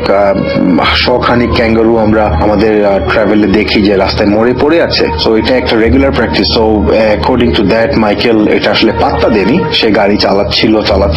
সো অ্যারাউন্ড 10-15 মিনিটস লেটার ছাড়া আরবার যেটা খেয়াল করলো, এইবার সেম সাইজের দুটো ক্যাঙ্গারু একটা ওদের সামনে এসে পড়লো, সে এগেইন ওটাকে ক্রস করলো এবং ক্রস করার উইদিন 10 সেকেন্ডস আরেকটা সামনে এসে পড়লো। পড়ার পরে যেটা হলো যে গাড়ির সামনে একদম, মানে ওর যেটা গ্রিল আছে, রেডিয়েটারের যে গ্রিলটা আছে, ওখানে বাড়ি খেলো ক্যাঙ্গারুটা, এবং খাওয়ার পরে গাড়িটা খুব বড় একটা স্ট্রোক মারলো কি গাড়িটা একটা থ্যাকান মেরে গাড়িটা স্টার্ট অফ হয়ে গেল। সো দিস টাইম মাইকেল খুবই ফ্রিকড আউট হয়ে গেল, because it was like around 11:30 in the night. ওরা একটা রিমোট নিউ সাউথ ওয়েলস এর একটা রিমোট হাইওয়ের উপরে আছে, যেখানে মানে বলতে গেলে হাফ এন আওয়ার 40 মিনিটসও কোনো অনকামিং বা অনগোয়িং ট্রাফিক থাকে না, মানে একদম নীরব একটা জায়গার মধ্যে ওর friend stuck. So first thing ওরা যেটা করলো যে গাড়িটা বাড়ি খাওয়ার পরে সে কোন রকম গাড়িটাকে সাইড করলো রোড থেকে, এবং ইমার্জেন্সি লাইটস গুলো জ্বালিয়ে ওরা ভিতরেই আসলে ডিসাইড করছিল যে বাইরে গিয়ে দেখবে কিনা না। Okay fine. পরে লাইক হাফ এন আওয়ার পরে ওরা ডিসাইড করলো যে না, আমরা একটা কাজ করি, যে আমরা বাইরে বের না হই, গাড়িটা আমরা লক করে ভিতরে থেকে আমরা ইমার্জেন্সি সার্ভিসে ফোন করি। সো আসলে অস্ট্রেলিয়ার এইকে যদি আপনার পরিচিত কেউ থাকে রাসেল ভাই অস্ট্রেলিয়া, আপনি জিজ্ঞেস করলে জানতে পারবেন যে অনেক সময় অস্ট্রেলিয়ার কোস্টাল বা রিমোট আপনি এরিয়াতে গেলে ফোনের নেটওয়ার্কটা পর্যন্ত থাকে না। সো অ্যাকচুয়ালি ওদের নেটওয়ার্ক সেম জিনিসটা ওদের সাথেও হচ্ছিল, যে নেটওয়ার্ক আসছিল যাচ্ছিল, ওরা আসলে নেট পাচ্ছিল না। সো ওরা গাড়িতে আসলে বসা। সো লাকিলি আফটার 15-20 মিনিটস ওদের নেটটা ফোনে অ্যাপিয়ার করলো, and then they straight away called emergency support, যেটা road highway road and assistance team, যেটা ওটাকে ফোন করলো। এন্ড দেন ফোন করার পরে ওদের লোকেশন অটোমেটিক লোকেট করতে পারছে ইমার্জেন্সি টিম, এন্ড ওরা বললো যে it will take a good 2 to 3 hours so to reach, because মানে ইমার্জেন্সি টিমের যেটা আপনার সেন্ট্রাল যেটা ওই এরিয়াতে, ওইটা আপনার ওই ব্যাক টু লাইক ক্যানবেরা থেকে ইমার্জেন্সি টিম যেতে হবে, গিয়ে আপনার ওদেরকে রিসিভ করে নিয়ে আসতে হবে। সো ওরা বললো fine, okay we will wait in the car. And by the time সব ওরা কনভারসেশন কনফার্ম করে আপনার ওয়েট করছিল। It was like around 12:30। সো ওরা গাড়িতে আসলে বসে আছে রীতিমতো, এন্ড লাইট অফ করে দিয়ে ওরা জাস্ট চুপচাপ বসে আছে। And they are like Michael lit up a cigarette and he was talking his friend, all the sudden সে যেটা দেখলো যে ভাইয়া মানে রাসেল ভাই ও দেখার জন্য আসলে তৈরি ছিল না। ওর ফ্রেন্ড ওকে ট্যাপ করে ওর রাইটে দেখতে বললো, মাইকেল দেখো ওটা কি।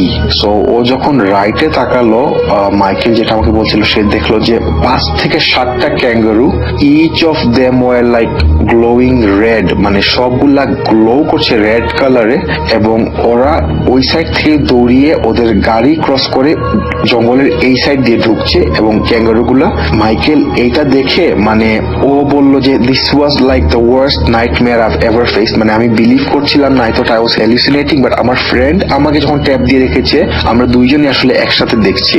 এন্ড দেন লাইক 10 মিনিটস ওই ক্যাঙ্গারু গুলা পাস করার পর নাথিং হ্যাপেন্স।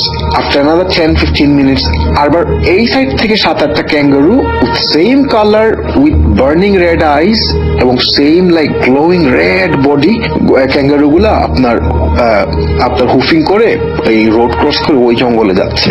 মানে ওরা এই সিরিজটা যেতে দেখছে, আসতে দেখছে, বাট ওদেরকে কোনো ক্ষতি করছে না। বাট ওরা দেখছে যে রাতে আসলে নেচার কতটুকু সুপার ন্যাচারাল হয়ে যেতে পারে যদি তুমি একা পড়ে যাও এবং তুমি কোথায় এমন কোন রিমোট, যেমন নিউ সাউথ ওয়েলসের এই জায়গাটা আপনার মাউন্টেন ঘেঁষা একটা জায়গা, যেখানে মানে জঙ্গল ভিতর দিয়ে হাইওয়ে, তুমি একা পড়ে গেছো।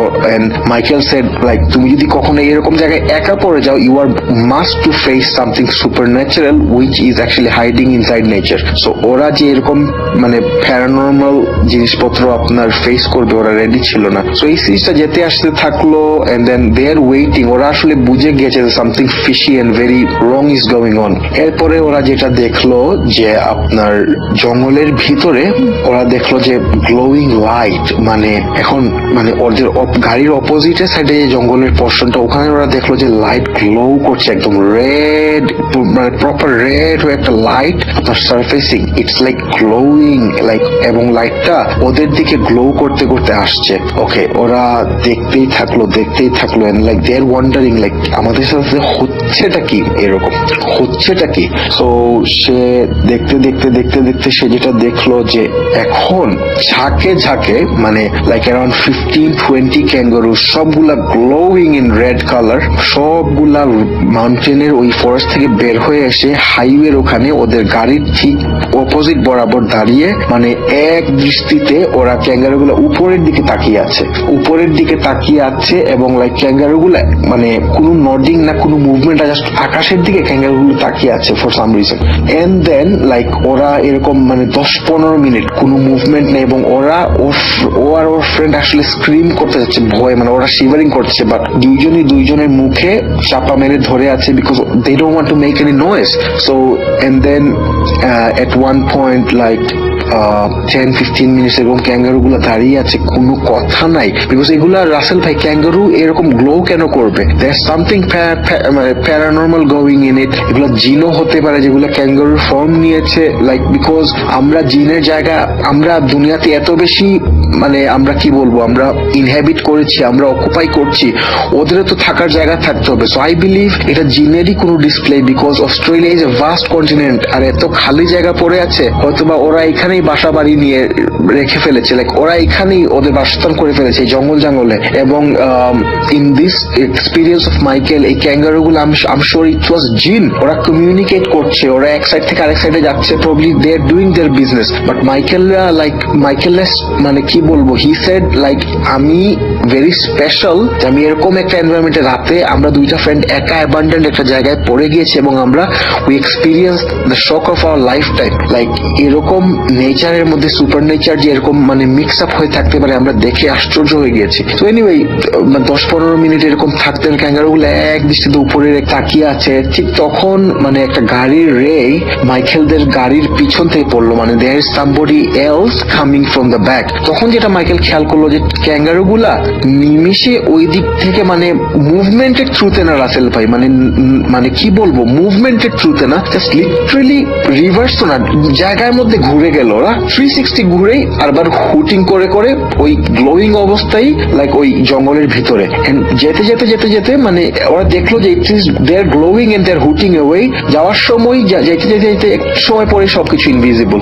তখন মাইকেল বললো না, let's not take any chance, আমি ওই গাড়িটাকে দেখি থামাইতে পারি নাকি, will hitch hike. So Michael দাঁড়িয়ে ওরা দুইটা ফ্রেন্ড নেমেই গাড়ির মানে সাথে সাথে ওই গাড়ি আসতে আসতে ওরা একটু রোডের সাইডে গিয়ে খুব বেশি মানে অ্যাগনাইজিং ভাবে সিগন্যাল দিল যে গাড়িটাকে থামানোর জন্য। এবং থ্যাঙ্কফুলি ওই ড্রাইভারটা অনেক ভালো ছিল।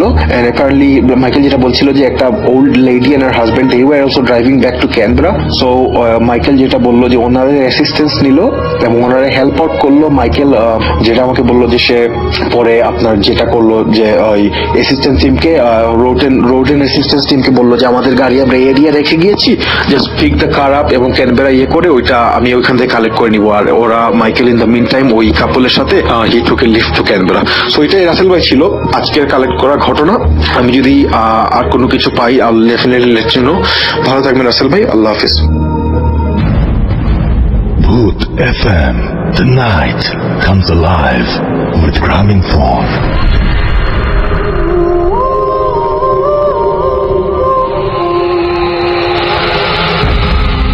Yes, the night comes alive with Graminphone. শুনছেন সবসময় রেডিও ফুর্তি আর চলছে ভূত এফএম। আমি রাসেল আছি, সাথে আমার সাথে রয়েছে মাসুম ভাই এবং আজকের অতিথিরা। এবং আপনারা সবাই লিখছেন ফেসবুকে, সেই লেখাগুলোতে পরে যাব। আপাতত আমরা আরো একটা ঘটনা শুনে আসবো। আমাদের আরো একজন নতুন অতিথি এই মুহূর্তে জয়েন করেছেন আমাদের সাথে এবং তার ঘটনা আমরা শুনবো। আপনার নামটা প্লিজ একটু বলবেন, আপনি কোথা থেকে এসেছেন, তারপরে আপনার ঘটনায় যাব। আসসালামু আলাইকুম স্যার, আমি পিয়াস যাত্রাবাড়ি থেকে। পিয়াস, বলুন আপনার ঘটনা। আমার ঘটনাটা আমার আব্বুর সাথে ঘটা। আচ্ছা, তো আমি সরাসরি ঘটনা। জি জি প্লিজ প্লিজ। আমার আব্বু আজ থেকে 20-22 বছর আগে কুমিল্লা একজন মহিলা ম্যাজিস্ট্রেটের কার চালাতো আর কি, ড্রাইভ করতো। তো ম্যাক্সিমাম টাইম আপনার কারটা দেখা যেত যে রেন্টে কারে চলতো। তো যে কোনো একদিন আমার আব্বু আপনার চিটাগাং কি রেন্টে কার থেকে চলে গেছে। তো ওই সময় ওই ম্যাজিস্ট্রেট সাহেবা যে ফোন দিয়ে বললো যে কি তার রিলেটিভ, খুব কাছের একজন রিলেটিভ, আচ্ছা, তার একজন আত্মীয় মারা গেছে। আচ্ছা, তো কুমিল্লা মেডিকেলে তাকে কি যেতে বললো। আচ্ছা, তো আমার আব্বু ওখানে গেল। যাওয়ার পরে কি যেখানে লোকজন ছিল যে তাদের কন্ট্যাক্ট করার সাথে সাথে তো তারা আসলো। আসার পরে দেখা গেল যে ডেড বডিটা বাইরে। তোমার আব্বুকে তখন তারা বললো যে তারা 3-4 জন সাথে যাবে। তো আব্বু ঠিক আছে, ডেড বডি তুললো। তো যখন বের হওয়ার সময় তখন তারা বলতেছে যে একজন যাবে, তো যে ডেড বডি তার ছোট ভাই। তো তারা আপনার রওনা হলো খাগড়াছড়ির উদ্দেশ্যে। তা আমার আব্বু কুমিল্লা দিয়ে ফেনী দিয়ে আপনার গেল। তো ফেনী দিয়ে যখন যাচ্ছে তখন আমার আব্বুর কি কারটা মোটামুটি অনেক ভার হয়ে গেছে, সে বুঝতে পারতেছে গাড়ি চলছে না ঠিক মতো তেমন। এরকম করতে করতে আপনার যখন আপনার খাগড়াছড়ি আলুটিলা পাহাড়ে উঠলো তখন পর্যন্ত সব ঠিকঠাক ছিল। তো যখন আর কি আপনার কি পাহাড় দিয়ে নামতেছে তখন আব্বুর চোখটা হঠাৎ করে লুকিং গ্লাসে গেল গাড়ির। আচ্ছা, তো হঠাৎ করে আব্বু মনে হলো যে আপনার কি লাশটা উঠে আর কি আপনার সামনে যে গ্রিল গুলা থাকে আর কি ড্রাইভিং সিটের পিছনে, ওটা ধরে কি এভাবে থুতনি লাগিয়ে রয়েছে আর কি। তো ওটা দেখে আব্বু আর কি মনে করলো চোখের ভুল ধারণা, লুকিং গ্লাসটা সরে আর কি অন্যদিক ঘুরে দিল। তো কিছুক্ষণ পর চিন্তা করলো যে দেখি আসলে কি আছে, আবার সেটা করলো আর কি। লুকিং গ্লাস ঠিক করে দেখলো যে না, লাশটা ওভাবেই আছে। তো এরকম একটা সিচুয়েশন যে আপনার গাড়ির থেকে এসে নামতেও পারতেছে না, বাস কিছু কি করতেও পারতেছে না, মানে একদম বিপদে পড়ে গেছেন, কোনো ধরনের কোনো রানিং উপায় পাচ্ছেন না, নাম কি করবেন না করবেন। আচ্ছা, তো তখন কোনো মতো আর কি আমার আব্বু নামলো। পাহাড় থেকে নামার পরে তো হ্যান্ড ব্রেক টান দিয়ে আব্বু আর কি সাথে যে বসা ছিল তার ছোট ভাই তাকে বললো যে দেখেন আপনাদের ডেড বডির কি অবস্থা হয়েছে। সেটা বলে আব্বু হ্যান্ড ব্রেক টান দিয়ে নেমে গেছে। তো নেমে যাওয়ার পর আর কি ওই যে লোকটা সাথে বসা ছিল সেও আর কি গেট খুলে আর কি দৌড়। তো আমার আব্বু আর কি আপনার হাঁটতে হাঁটতে হাঁটতে প্রায় 20 থেকে 25 মিনিট হাঁটার পরে একটা গ্রামের ভিতরে গিয়ে দেখলো যে আপনার ওই সময় প্রায় ফজর আজানের কাছাকাছি।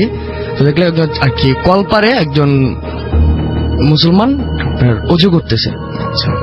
তো সে আমার আব্বুকে দেখার পর আর কি আব্বু খুব হয়রান ছিল আর খুব ঘামাচ্ছিল। তো আমার আব্বুকে বললো যে কি হিসাব আপনার। তখন আমার আব্বু এরকম বলার পরে তো হঠাৎ করে মসজিদের থেকে আপনার একজন ইমাম সাহেব বেরিয়ে আসলো, আর যে আর কি ওযু করতেছিল সে মুয়াজ্জিম সাহেব আর কি। তো ওই আর কি আব্বু সবকিছু বলার পরে তো ইমাম সাহেব বললো আচ্ছা ঠিক আছে চলেন দেখি কি আছে কি হয়েছে। তো গেল আমার আব্বুর সাথে তারা। তো যাওয়ার পরে দেখতেছি যে আর কি লাশ আসলে ওভাবেই আছে, ঠিক আছে। তো আর কি যে ইমাম সাহেব সে আমার আব্বুকে বলতেছে যে লাশ এভাবে কেন আনছেন, আপনার যে লাশটা সেটা তো আপনার নিয়ে যেত লাশ, যাই ছিল পাহাড়ের মাঝখান থেকে আসছিল।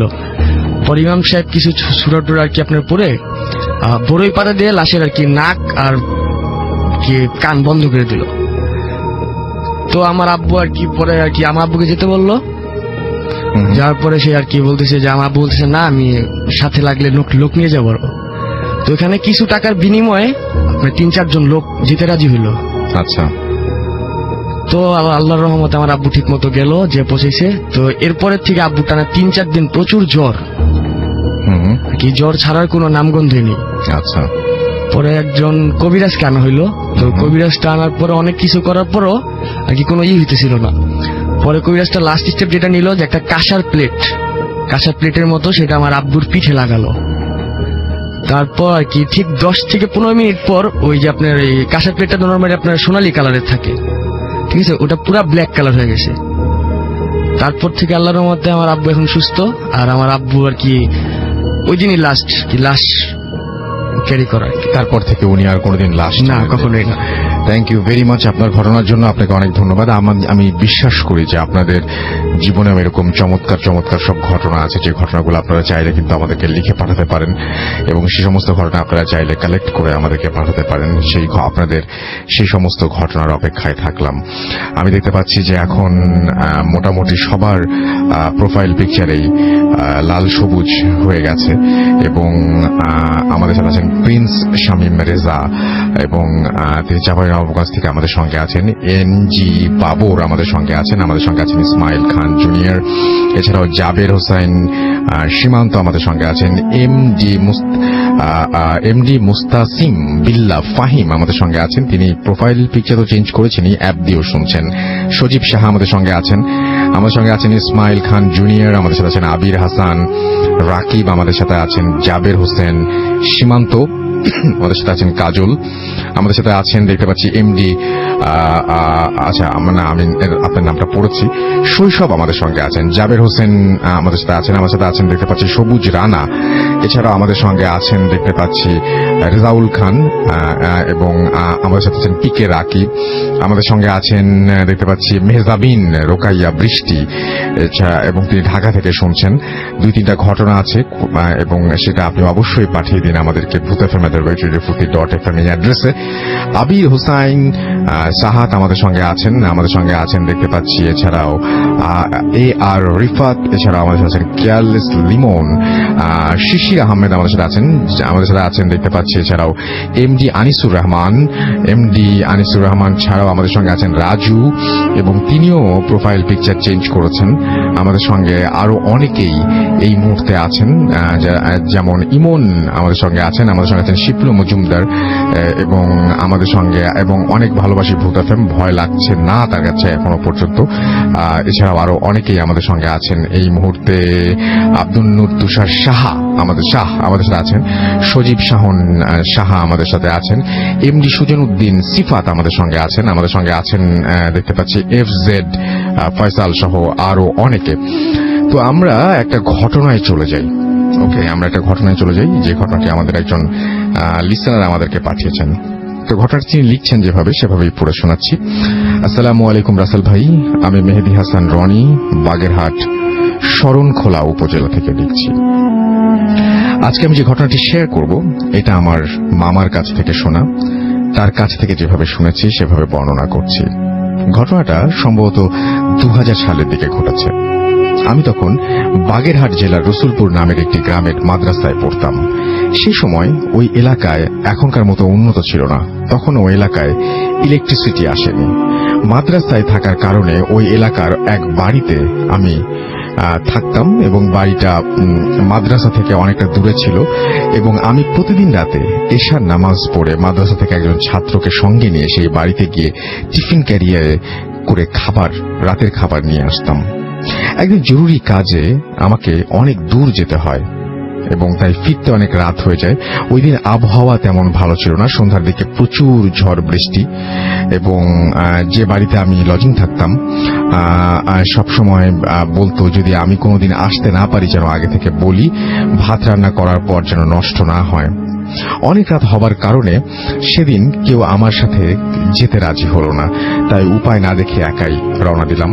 ঝড় বৃষ্টি হবার কারণে রাস্তায় গাছপালা ডালপালা ভেঙে পড়ে আছে, অন্ধকার রাত। আমার এক হাতে একটা টর্চ লাইট, অন্য হাতে টিফিন ক্যারিয়ার। চারিদিক জনমানব শূন্য, মনে হচ্ছে আশেপাশে কেউ নেই, শুধু ঝিঝি পোকার আওয়াজ, কেমন যেন একটা গাছ ছমছমে পরিবেশ। আমি যত হাঁটছি মনে হচ্ছে যেন আজকে পথ কমছে না। কিছু যাবার পর একটা কালভার্ট পড়ে এবং একপাশে বিশাল একটা বাগান, অপর পাশে ফসলের ক্ষেত। কিছু দূর সামনে গেলেই একটা চায়ের দোকান, তবে নিশ্চিত এখন সেটা বন্ধ। কালভার্টটা অতিক্রম করার পর কেন যেন সবকিছু একদম নিস্তব্ধ হয়ে গেল। আশেপাশে সেই ঝিঝি পোকার ডাক কোথায় যেন মিলিয়ে গেল। আমার একটু ভয় লাগা শুরু করলো। হঠাৎ একটা কণ্ঠস্বরে আমি আঁতকে উঠলাম। পিছু ফিরে দেখি 10 থেকে 12 বছরের একটা মেয়ে কান্না জড়িত কণ্ঠে বলছে, ভাইয়া আমাকে একটু সাহায্য করেন, আমি অনেক বিপদে পড়েছি। আমি বললাম কি হয়েছে? সে বলল মাকে সাপে কামড় দিয়েছে, তাকে হাসপাতালে নিয়ে যেতে হবে, দয়া করে আমার সাথে চলুন। আমি বললাম দেখো আমি একা কি করে নেব, তার চেয়ে ওই যে সামনে শাহিন ভাইয়ের দোকান, চলো, তাকে ডাকলে কিছু একটা ব্যবস্থা করে দেবে। কিন্তু মেয়েটা বলছে দয়া করে আপনি আমার সাথে চলুন, অনেক দেরি হয়ে গেছে। আমি কিছুই বুঝে উঠতে পারছিলাম না কি করব। হঠাৎ ভাবলাম আমি একা কি করে এত রাতে একজন মহিলাকে নিয়ে যাব, তার চেয়ে তাকেই ডাকি। এইভাবে জোরে জোরে শাহিন ভাইকে ডাক দিলাম।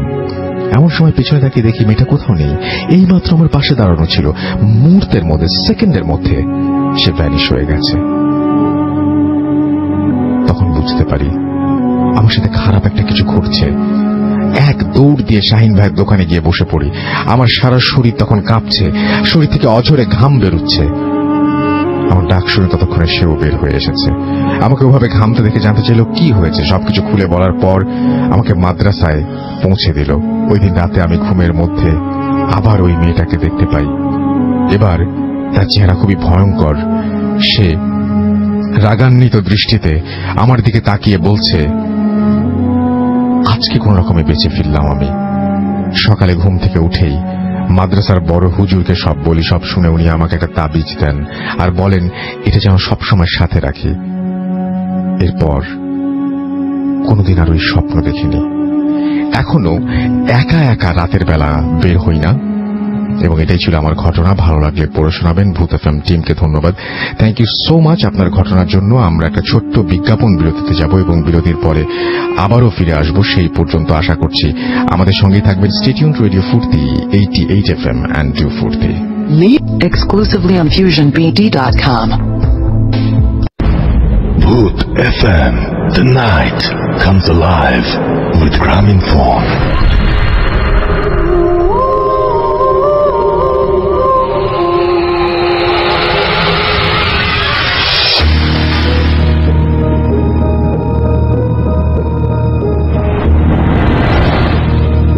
হ্যালো রাসেল ভাই এবং hello to all the Bhoot FM listeners. আমি অস্ট্রেলিয়া থেকে বলছি, অস্ট্রেলিয়া সিডনি থেকে। আমি এখন যে ঘটনাটি বলবো এটি রোজির কাছ থেকে শোনা। রোজি আমার বাসার অপোজিট সাইডে ওল্ড হোমে থাকে।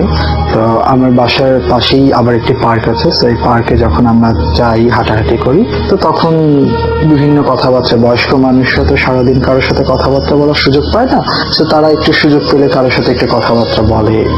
এটাই হয়তো তাদের দিনের প্রথম, কারোর সাথে ভালো ব্যবহার, ভালো কথাবার্তা এরকম বলে। তো আমি এই পার্কে বসে থাকা অবস্থায় বৃদ্ধ রোজির কথা শুনেছি, তার জীবনের একটি স্ট্রেঞ্জ ঘটনা। তো সে নিজে বেশ আগ্রহ করে বলছিল এবং আমি শুনছিলাম। ঘটনাটি ঘটে রোজির সাথে। রোজির বয়স যখন 14 বছর, আর রোজির জন্ম আয়ারল্যান্ডে, এবং এই ঘটনাটি যখন ঘটে তখন রোজি আয়ারল্যান্ডেই থাকে। তো রোজির 14তম জন্মদিনে রোজির বাবা মা রোজিকে একটি অ্যান্টিক মিরর গিফট করে। মিররটি ছিল প্রায় 2.5 থেকে 3 ফিটের মতো লম্বা এবং 1.5 ফিটের মতো পাশে। তো রোজিটি আয়নাটি পেয়ে বেশ খুশি হয়। আয়নাটি চারপাশে সোনালী রঙের ফ্রেমে বাঁধানো ছিল এবং বোঝায় যে আয়নাটি বেশ পুরনো। তো আয়নাটি যখন রোজি তার রুমে লাগায় এবং প্রথম আয়নাটির সামনে যায়, যাওয়ার পরে সে দেখে আয়নাতে তাকে অসম্ভব সুন্দর লাগছে, মানে এত সুন্দর তাকে আর কখনোই লাগে নাই। এবং এই আয়নার সামনে সে যতবারই যায় সে ততবারই নিজেকে নিজে দেখে মুগ্ধ হয়ে যায়, আমরা যেটাকে নেফারসিজম বলি। তো রোজির ওরকম নেফারসিজম হয়ে যায়, সে যতবারই আয়নার সামনে যাচ্ছে ততবারই তাকে এত সুন্দর লাগছে, তো সে রীতিমতো প্রেমে পড়ে যাচ্ছে তার নিজের, মানে নিজেকে নিয়ে সে মুগ্ধ হয়ে যাচ্ছে। তো পরে রোজি যখন ঘরের অন্য একটি আয়নার সামনে যায় তখন দেখে তার মুখ বিভৎস লাগছে, মানে তার মুখের চামড়া খোলে খোলে পড়ছে, এইরকম টাইপের একটা কিছু লাগছে। তো অনেক বৃদ্ধ লাগছে রোজিকে, এরকম মনে হচ্ছে যেন 100-150 বছর বয়স হয়ে গেছে, তার শরীরে চামড়া ঝুলে পড়ছে, খুলে খুলে পড়ছে এরকম। তো রোজি বেশ ভয় পেয়ে যায় এবং সে সাথে সাথে দৌড়ে আবার ওই আয়নার সামনে যায়, দেখে যে না, সে আয়নাতে তাকে অসম্ভব সুন্দর লাগছে। তো যাই হোক, রোজি কোনো রীতিমতো ভয় পেয়ে ওই দিন রাতে সে ঘুমোতে চলে যায়। আয়নাটি তার রুমেই লাগানো থাকে। তো হঠাৎ করে একদিন রাতে, ওই দিন রাতে তার ঘুম ভেঙে যায় এবং ঘুম ভাঙার সাথে সাথে সে শুনতে পারে তাকে বেশ সুরেলা একটা কণ্ঠে ডাকছে, রোজি রোজি কাম হিয়ার, এরকম টাইপের বেশ গান গেয়ে গেয়ে ডাকছে। তো রোজি রীতিমতো বিমোহিত হয়ে চারপাশে তাকায় এবং তার রুমের যে প্রদীপটি থাকে, তখন তো ইলেকট্রিসিটি ছিল না তার গ্রামে, তো সে তার যে প্রদীপটি থাকে সে প্রদীপটি জ্বালায়। তো প্রদীপের আলোতে জ্বালানো আলোটা যখন আয়নার উপরে পড়ে তখন দেখে যে আয়নার উপরে অসম্ভব সুন্দরী রোজিকে দেখা যাচ্ছে। সে বুঝতে পারছে এটি সেই। তো ওই রোজি তাকে ডাকছে, খুব সুরেলা কণ্ঠে ডাকছে। তো রোজি রীতিমতো বিমোহিত হয়ে আয়নার সামনে চলে যায় এবং চলে যাওয়ার পরে দেখে যে ওই পারের যে রোজি আছে সে রোজি হাত বাড়ায় এবং এই পারের যে রোজিও হাত বাড়ায়। হাত বাড়ানোর সাথে সাথে রোজি আয়নাটি টাচ করার সাথে সাথে রোজি যেটা ফিল করে 2-3 সেকেন্ডের জন্য তীব্র ইলেকট্রিক শক এবং চারিদিক অন্ধকার। হঠাৎ করে রোজি আবিষ্কার করে সে আয়নার ওপারে চলে গেছে এবং সে যখন তাকায়, তার রুমের দিকে তাকায়, সে দেখে আয়নার থেকে তার রুম দেখা যাচ্ছে এবং দেখে যে রোজির নিথর দেহটা আয়নার সামনে পড়ে আছে ফ্লোরে। সো রোজি তখন সাথে সাথে বেশ চিৎকার করা শুরু করে। সে ভাবছে, সে আমাকে যেটা বলেছে তার মনে হচ্ছিল সে হয়তো মারা গেছে, এরকম কিছু। সো রোজি এরকম বেশ ভয় পায় আর চিৎকার চেঁচামেচি শুরু করে, কিন্তু রোজি আয়নার ওপারে আটকা পড়ে গেছে এবং এটা হচ্ছে একটা সমুদ্রের পাড়ে যদি একটা 10x10 যদি একটা কাচের বক্স দিয়ে রাখা হয়, সে এই 10x10 জায়গাটুকুর মধ্যেই হাঁটতে পারছে। সে দেখছে চারিপাশে সমুদ্র, সুন্দর একটা আবহাওয়া এবং পরন্ত বিকালের সমুদ্র যেরকম এরকম সমুদ্রের ঢেউ হচ্ছে, কিন্তু সে ওই রকম 10x10 যে জায়গাটা কাচের ঘরের মতো, অদৃশ্য কাচের ঘর বলা যায় এটাকে, সে ওই জায়গাটা বাইরে যেতে পারছে না। সে অনেক চিল্লাচিল্লি করে, কোনোভাবেই সে ওই জায়গার বাইরে যেতে পারছে না এবং সে তার রুমের আয়নার দিকে এসেও অনেক ধাক্কাধাক্কি করে, বাট কোনো লাভ হয় না। ওই দিনই সকালবেলা রোজির বাবা মা এসে দেখে যে রোজির নিথর দেহ পড়ে আছে মাটিতে। তো তখন তো অ্যাম্বুলেন্স ছিল না, টেলিফোনের ব্যবস্থা অত ছিল না, তো ওরা রোজিকে ধরাধরি করে হসপিটালে নিয়ে যায়। তো হসপিটালে নিয়ে যাওয়ার পরে ডাক্তাররা বলে যে they cannot do anything about her, she's gonna die within a day, within some days, because তাদের কথা মতো হচ্ছে রোজি এরকম একটা স্টেটে চলে গেছে যেটা তখন চিকিৎসা বিজ্ঞান জানতো না। আসলে আমরা এখন যেটাকে কোমা বলি, তো তখন যেটা হচ্ছে রোজি কোমায় চলে গেছে। তো রোজিকে বাসায় দিয়ে দেওয়া হয়েছে যে আপনি ওকে বাসায় নিয়ে যান, যে ওর জীবনের শেষ যে কয়টা দিন আছে সে এটা বাসাতেই পিসফুলি সে মারা থাকে, এরকম টাইপের। তো রোজিকে বাসায় নিয়ে আসা হয়। তো রোজিকে বাসায় নিয়ে আসা হয়, তখনও রোজি আয়নার মধ্যে বন্দী। রোজি ও রুমের মধ্যে যা কিছু হচ্ছে সবকিছু আয়না দিয়ে দেখতে পাচ্ছে। তো এরই মধ্যে রোজি লক্ষ্য করে রোজির যে কুকুরটি ছিল, এই কুকুরটি এসে ওর আয়নার সামনে বসে থাকে।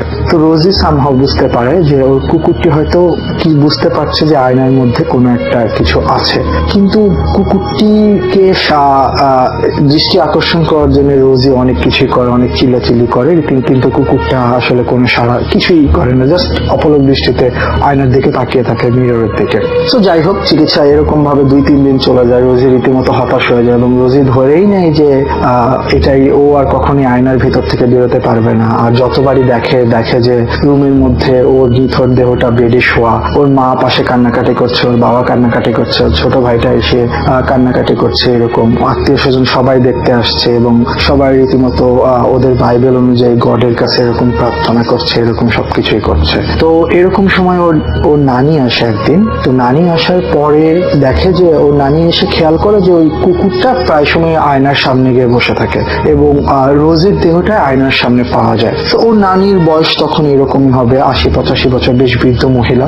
তো সে তখন বলে যে এরকম যেহেতু চিকিৎসাও কিছু করতে পারছে না, ও তো মারাই যাবে, তো শেষ চেষ্টা হিসেবে আমরা আয়ারল্যান্ডে তখন উইচ প্র্যাকটিসিং চলতো, জাদুবিদ্যা যেটাকে বলে, ডাইনি বিদ্যা এরকম। তো উইচ প্র্যাকটিস চলতো। তো ওর নানি বলে যে তাহলে আমরা একটা উইচ আনি, শেষ চেষ্টা হিসেবে উইচ প্র্যাকটিস যেটা করে রিচুয়াল, ওটা করে দেখি উইচকে দিয়ে যদি কোনো উপকার হয়। তো পরবর্তীতে একটা উইচ আনা হয়। উইচ আনার সাথে সাথে উইচ মহিলাটি যখন আয়নার দিকে তাকায় তখনই সে রীতিমতো বেশ ঘাবড়ে যায় এবং ঘাবড়ে যেয়ে জিজ্ঞেস করে যে তোমরা এই আয়নাটি কোথায় পেয়েছো। হ্যাঁ, তো এই আয়নাটি কোথায় পেয়েছো এটা যখন জিজ্ঞেস করা হয় তখন রোজের বাবা বলে যে এটা তো আমরা একটা এন্টিক শপ থেকে কিনে এনেছি, দেখতে অসম্ভব সুন্দর আয়নাটা, আর দামও বেশ কমে পেয়েছি, এই কারণে এত সুন্দর আয়না আমরা এন্টিক শপে নিয়ে ওকে 14তম বার্থডেতে এটা গিফট করেছি। তো তখন উইচ যেটা বলে যে এই আয়নাটা ছিল সেই ইজিপশিয়ান আয়না একটি, এবং এটার মধ্যে ইজিপ্টার আত্মা কিংবা আমরা যেটাকে জিন বলি, ওরা হচ্ছে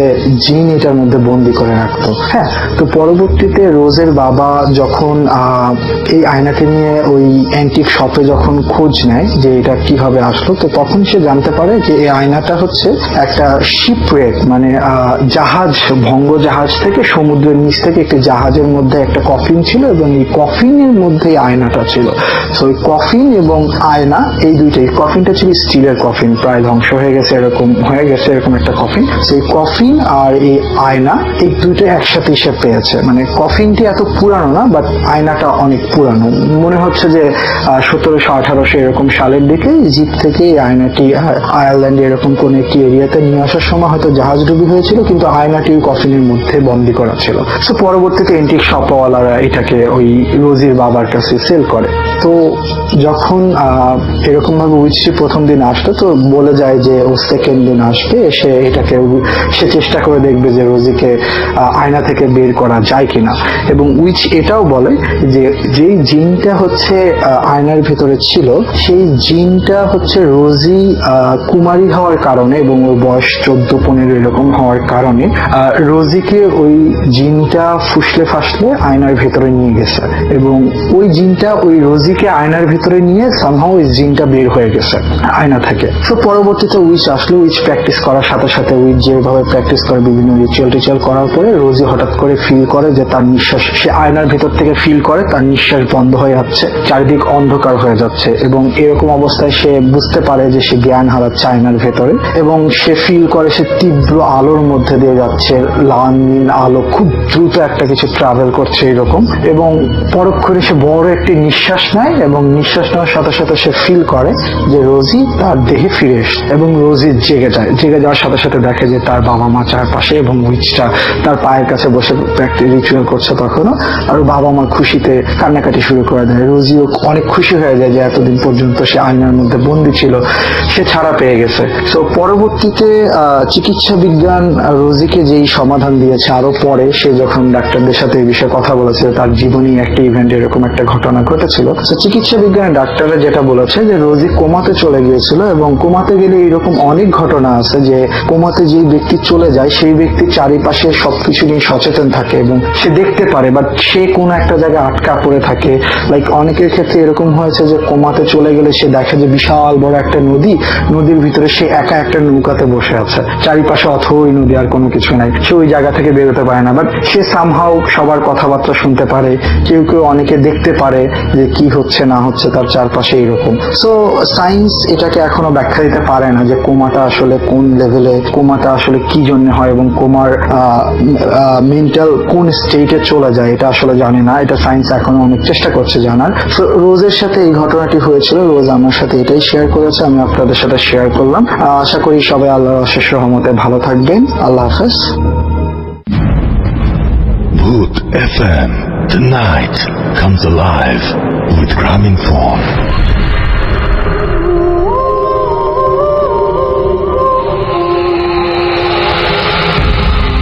কি চমৎকার একটি ঘটনা, এবং এই ঘটনার পরে একটা মানে সায়েন্টিফিক এক্সপ্লেনেশনও দেয়া হয়েছে। তো এটা আপনার ব্যাপার যে আপনি কোনটা নেবেন, এবং সায়েন্টিফিক এক্সপ্লেনেশন যেটা দিয়েছেন সেটা নিতে পারেন, আপনি তার আগের ঘটনাটা নিতে পারেন।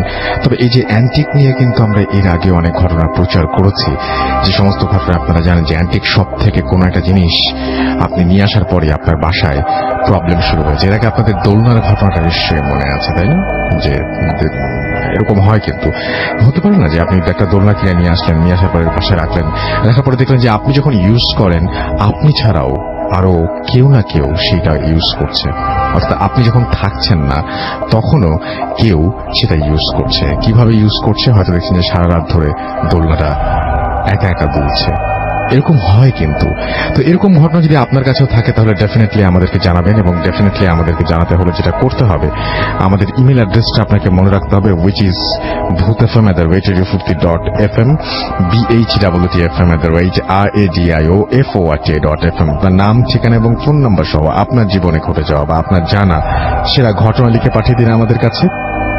ঘটনার শুরুতে অবশ্যই উল্লেখ করুন যে ঘটনাটি আপনি স্টুডিওতে এসে শেয়ার করতে চান, নাকি আপনি চান আপনার ঘটনা আমরা পড়ে শোনাই। আর যারা দেশের বাইরে রয়েছেন তারা সরাসরি অডিও ক্লিপ পাঠিয়ে দিতে পারেন আমাদের কাছে, এবং আপনি লিখেও পাঠাতে পারেন, it's up to you, but audio clip পাঠালেও চলবে। যাই হোক, আমি দেখতে পাচ্ছি আমাদের এখানে আছেন আবু মুসা মামুন, এবং তিনি যশোর থেকে আমাদের সঙ্গে আছেন। তাওহিদ আফ্রিদি আমাদের সাথে বলছেন মিররের স্টোরিটা বেস্ট ছিল ভাই।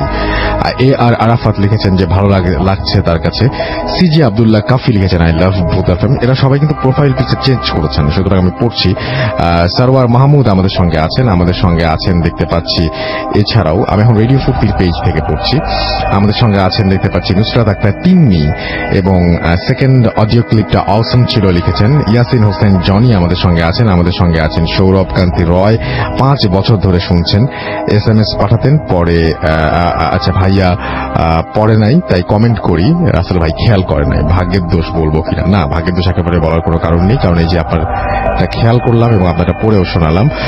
তাওহিদ আহমেদ আছেন আমাদের সঙ্গে, মুস্তাফা পারভেজ আমাদের সঙ্গে আছেন SK হোসেন, এছাড়াও আমাদের সঙ্গে আছেন MD তাকদিরুল ইসলাম, এছাড়াও শাকিল আহমেদ আমাদের সঙ্গে আরো আছেন দেখতে পাচ্ছি SK আলম হোসেন, সাইম ইসলাম, ভাবনাহীন রাজকুমার আমাদের সঙ্গে আছেন, SK আলামিন হোসেন এটা তো পড়েছি, সজীব আবরার আছেন আমাদের সঙ্গে আছেন দেখতে পাচ্ছি, এছাড়াও ইয়াসির জোবান সাজ্জাদ, সিজি আব্দুল্লাহ, এছাড়া আমাদের সঙ্গে আছেন সজীব আবরার সহ আরো অনেকে, রানা আহমেদ আমাদের সঙ্গে আছেন, আমাদের সঙ্গে আরো অনেকেই এই মুহূর্তে আছেন এবং যারা প্রোফাইল পিকচার চেঞ্জ করেছেন। আমরা চলে যাব আমাদের পরবর্তী ঘটনায়, আমাদের পরবর্তী অতিথির কাছে।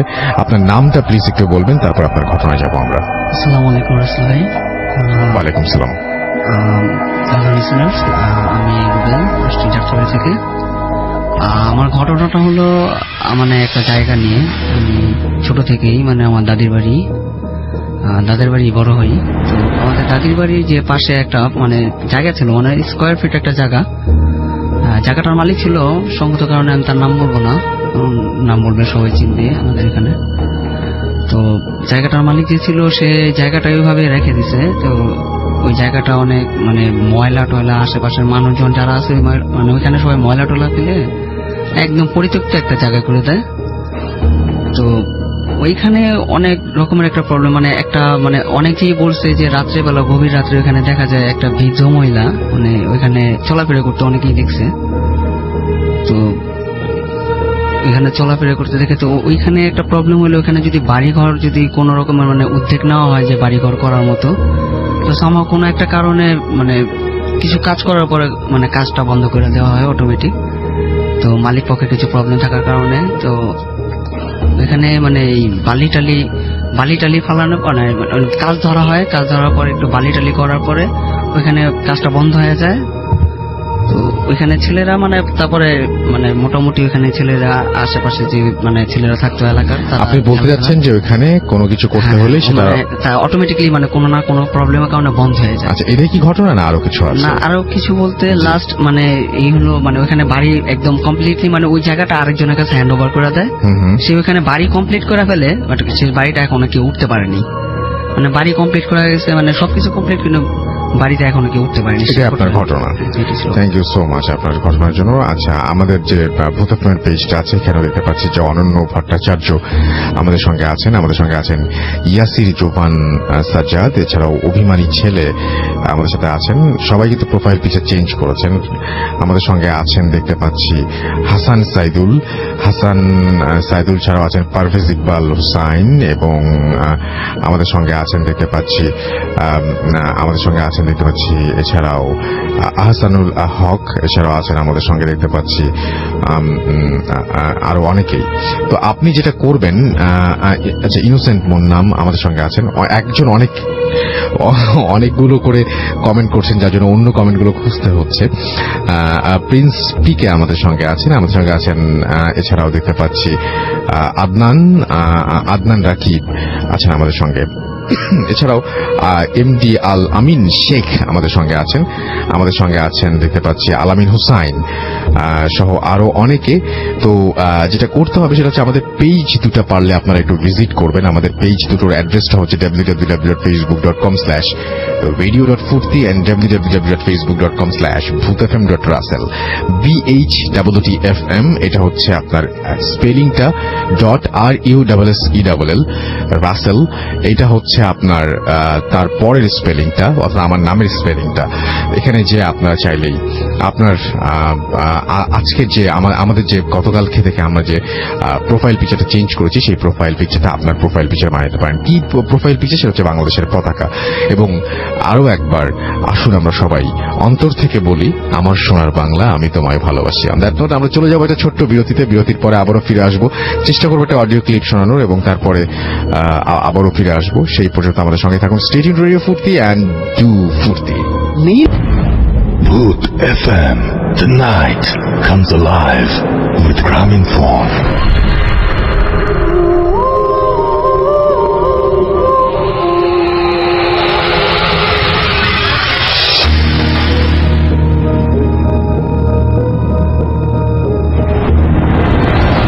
হ্যালো রাসেল ভাই, আমি ইন্ডিয়া থেকে কুমার মোরক চক্রবর্তী বলছি। আমি এর আগেও ঘটনা পাঠিয়েছিলাম, আপনারা সেটা সিলেক্ট করেছেন, শুনিয়েছেন। আজকে আরেকটি ঘটনা আপনাদের সঙ্গে শেয়ার করার জন্য এই মেলটা করা। আমি যদিও ইন্ডিয়াতে থাকি, কিন্তু আজকে এই ঘটনাটা যেটা আপনাদের সঙ্গে শেয়ার করব, এটা ঘটেছিল বাংলাদেশে আমার সঙ্গে। 2010 সালের একটি ঘটনা। জানিয়ে রাখি, আমার মামার বাড়ি বাংলাদেশে এবং ময়মনসিংহ জেলার একটি বিশেষ অঞ্চলে। আমি জায়গাটার নাম মেনশন করছি না। ছোটবেলা থেকেই আমি যখন মামার বাড়িতে যেতাম, তখন যখন ফ্যামিলির আড্ডা বসতো, তা সেই আড্ডাতে আমাদের সামনে খুব একটা এই ব্যাপারগুলো শেয়ারেবল ছিল না তখন, কিন্তু আলোচনায় বুঝতাম যে আশেপাশে কোনো একটি জায়গায় কিছু হন্টেড ঘটনা ঘটে। এবং সেই অভিজ্ঞতা মোটামুটি আমাদের মা, আমার মাসি, আমার মামা, যারা আমার ফ্যামিলিতে রয়েছেন মামার বাড়ির দিকে, প্রত্যেকের সঙ্গে কোনো না কোনো ঘটনা ঘটেছে ওখানে।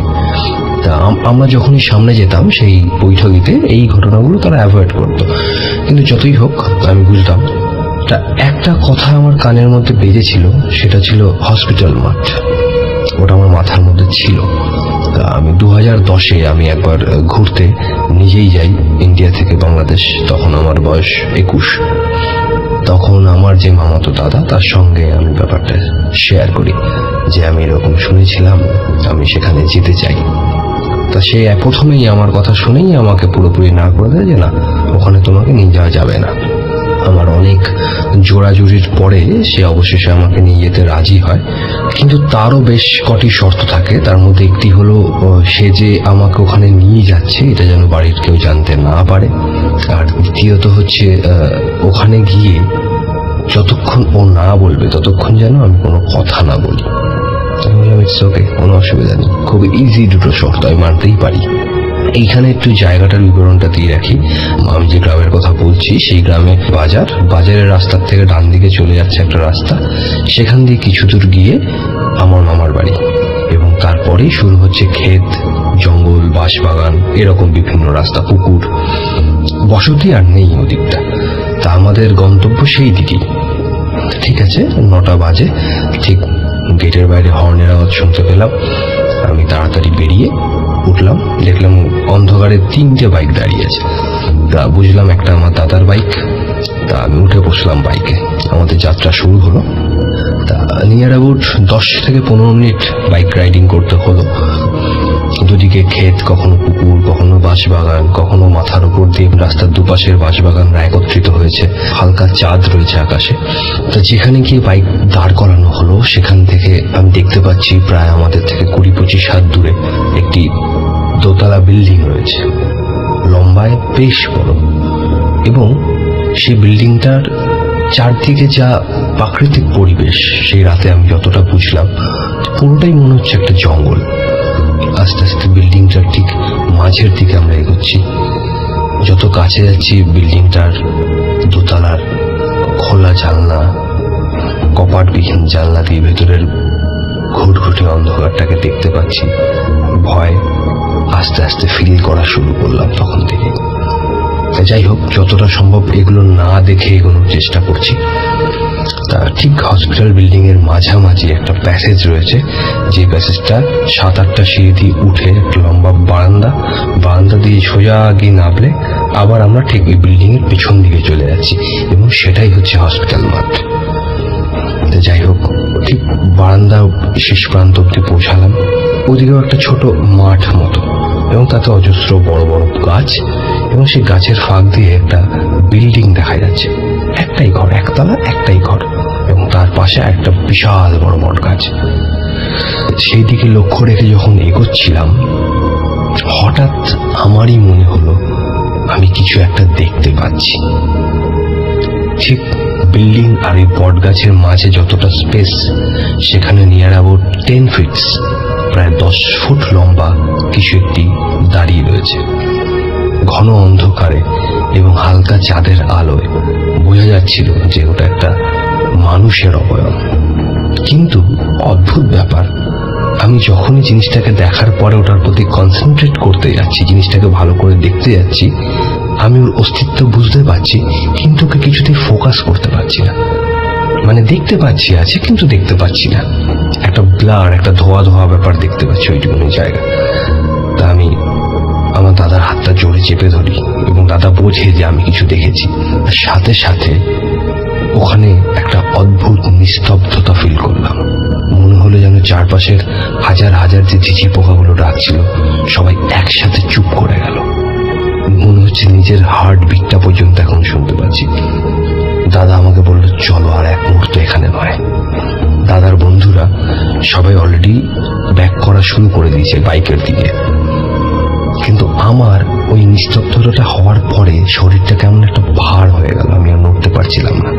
যাই হোক, খুব কষ্ট করে কোনো রকমে ঘুরে এগোতে থাকলাম হসপিটাল বিল্ডিং এর দিকে। বারান্দার মধ্যে দিয়েই যাচ্ছি। সেই দিন জীবনে প্রথম আমি ফিল করেছি ভয় কি ফিলিংস। প্রতি মুহূর্তে মনে হচ্ছে আমার ঠিক ঘাড়ের কাছে কারোর যেন নিঃশ্বাস পড়ছে। ওই নিস্তব্ধতাটা সে সময়কার যেন কানে তালা ধরিয়ে দিচ্ছে।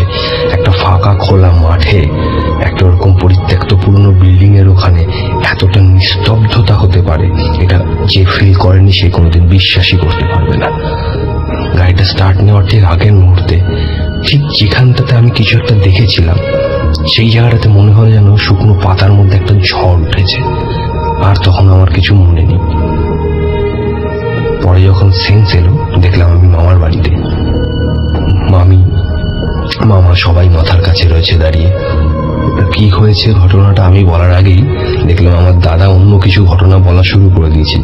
তাই বুঝতে পারি যে আসল ঘটনাটা লুকানো হয়ে গেছে। আমিও সেই মতো একটা ঘটনা বানিয়ে বলে দিই যে হ্যাঁ, শরীরটা হঠাৎ খারাপ হয়ে আমি সেন্সলেস হয়ে যাই। পরে জানতে পারি যে আমি ওই ঘটনার পর অজ্ঞান হয়ে যাই, এবং ওই দাদার এক বন্ধু দাদার বাইকের পেছনে বসে আমাকে মাঝখানে বসিয়ে আমাকে বাড়িতে নিয়ে আসে। ঘটনা এখানেই শেষ হতে পারত, কিন্তু আমার আমার পরের দিন সকালে আমি যখন ঘুম থেকে উঠি তখন আমার খুব ইচ্ছা হয় দিনের আলোতে আমি একবার জায়গাটাকে দেখব। সেই উদ্দেশ্যে মামার বাইক নিয়ে আমি সেদিকে রওনা দিই একাই। কিন্তু গিয়ে দেখি এখন এক অদ্ভুত পরিবেশ, প্রচুর লোকের সমাগম। তা যাই হোক, এগিয়ে যাওয়ার পরে জানতে পারলাম ওই হসপিটাল বিল্ডিং এর একটা রুমে দিনের বেলায় কোনো একটা সরকারি অফিসের কাজ হয়। আস্তে করে আমি ঠিক যেখানে কালকে জিনিসটাকে দেখেছিলাম ওই জায়গাটাতে গিয়ে দাঁড়াই। যে রুমটার কথা বলছিলাম, রুমের ঠিক পিছনেই একটা পুকুর আছে। পুকুরটা আমি যে লেভেলে দাঁড়িয়েছি তার থেকে অন্তত 20 হাত নিচে ঢালু হয়ে নেমে গেছে। ওই দিকটাতে আবার তখন কোনো লোকজন নেই, যারা রয়েছে সবে হসপিটালের সামনের দিকে রয়েছে। আস্তে করে নামলাম ঢাল দিয়ে খুব সাবধানে, কারণ শুকনো পাতার মধ্যে সাপ থাকতেই পারে। জলের কাছাকাছি যখন গেছি তখন কিছুক্ষণ দাঁড়ালাম, বেশ ভালো লাগলো জায়গাটা, পাখি ডাকছে, বেশ ভালো।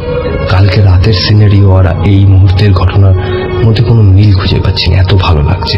তা যাই হোক, ফিরবো বলে যখন ঘুরলাম, ঘুরে যে বটগাছটার কথা বলেছি তার বেশ কিছু শিকড় বাকড় দেখলাম মাটির বাইরে এসে রয়েছে, ওই ঢালুর মধ্যে দিয়ে উপচে রয়েছে। যখন তাকালাম শিকড় বাকড়গুলোর দিকে, দেখলাম তার নিচে প্রায় 7-8টা 1 হাত মতো সাইজের মাছ পড়ে রয়েছে। তার মধ্যে কিছু মাছ আঁচড়ের দাগও নেই, 2-3টে মাছ আঁচড়ানো, জাস্ট মনে হয় যেন ধারালো নখ দিয়ে কেউ মাছগুলোকে আঁচড়েছে কিন্তু খায়নি। আর 3-4টে মাছ রয়েছে যেগুলো একদম চেটে পুটে খাওয়া, মানে কুকুর, বেড়াল বা শেয়াল কখনো ওরকম ভাবে মাছ খেতে পারে না, কিন্তু এখানে মাছের মাথা এবং মাছের যে কাটা সেটা পুরোপুরি রয়েছে, কিন্তু গায়ে 1 ফোঁটা মাছ লেগে নেই। এটা কোনো পশুর খাওয়া হতে পারে না। যাই হোক, ওখান থেকে ফিরে এলাম। ঘটনাটা সারা জীবন মনে রাখবো। আমি সবসময় ঘটনাটি সবার সঙ্গে শেয়ার করি, আপনাদের সঙ্গেও করলাম, আশা করি ভালো লেগেছে। ভবিষ্যতে আরো ঘটনা পাঠাবো। বাই রাসেল ভাই। Bhoot FM. The night comes alive with Graminphone.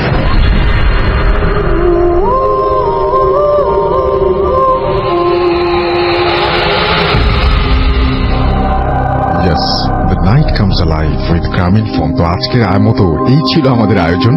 ঘড়িতে সময় শেষ হয়ে আসছে, আমাদেরও বিদায় নিতে হবে। অবশ্যই ভুলবেন না আমাদের ফেসবুক পেজ ভিজিট করতে, www.facebook.com/radio.foodke and www.facebook.com/bhoothfm.russell, এবং সেখানে গিয়ে আমাদের প্রোফাইল পিকচারটি দেখে আপনারা প্রোফাইল পিকচারটি চেঞ্জ করে ফেলবেন। আমরা বিজয়ের মাস ডিসেম্বর উপলক্ষে চেঞ্জ করেছি।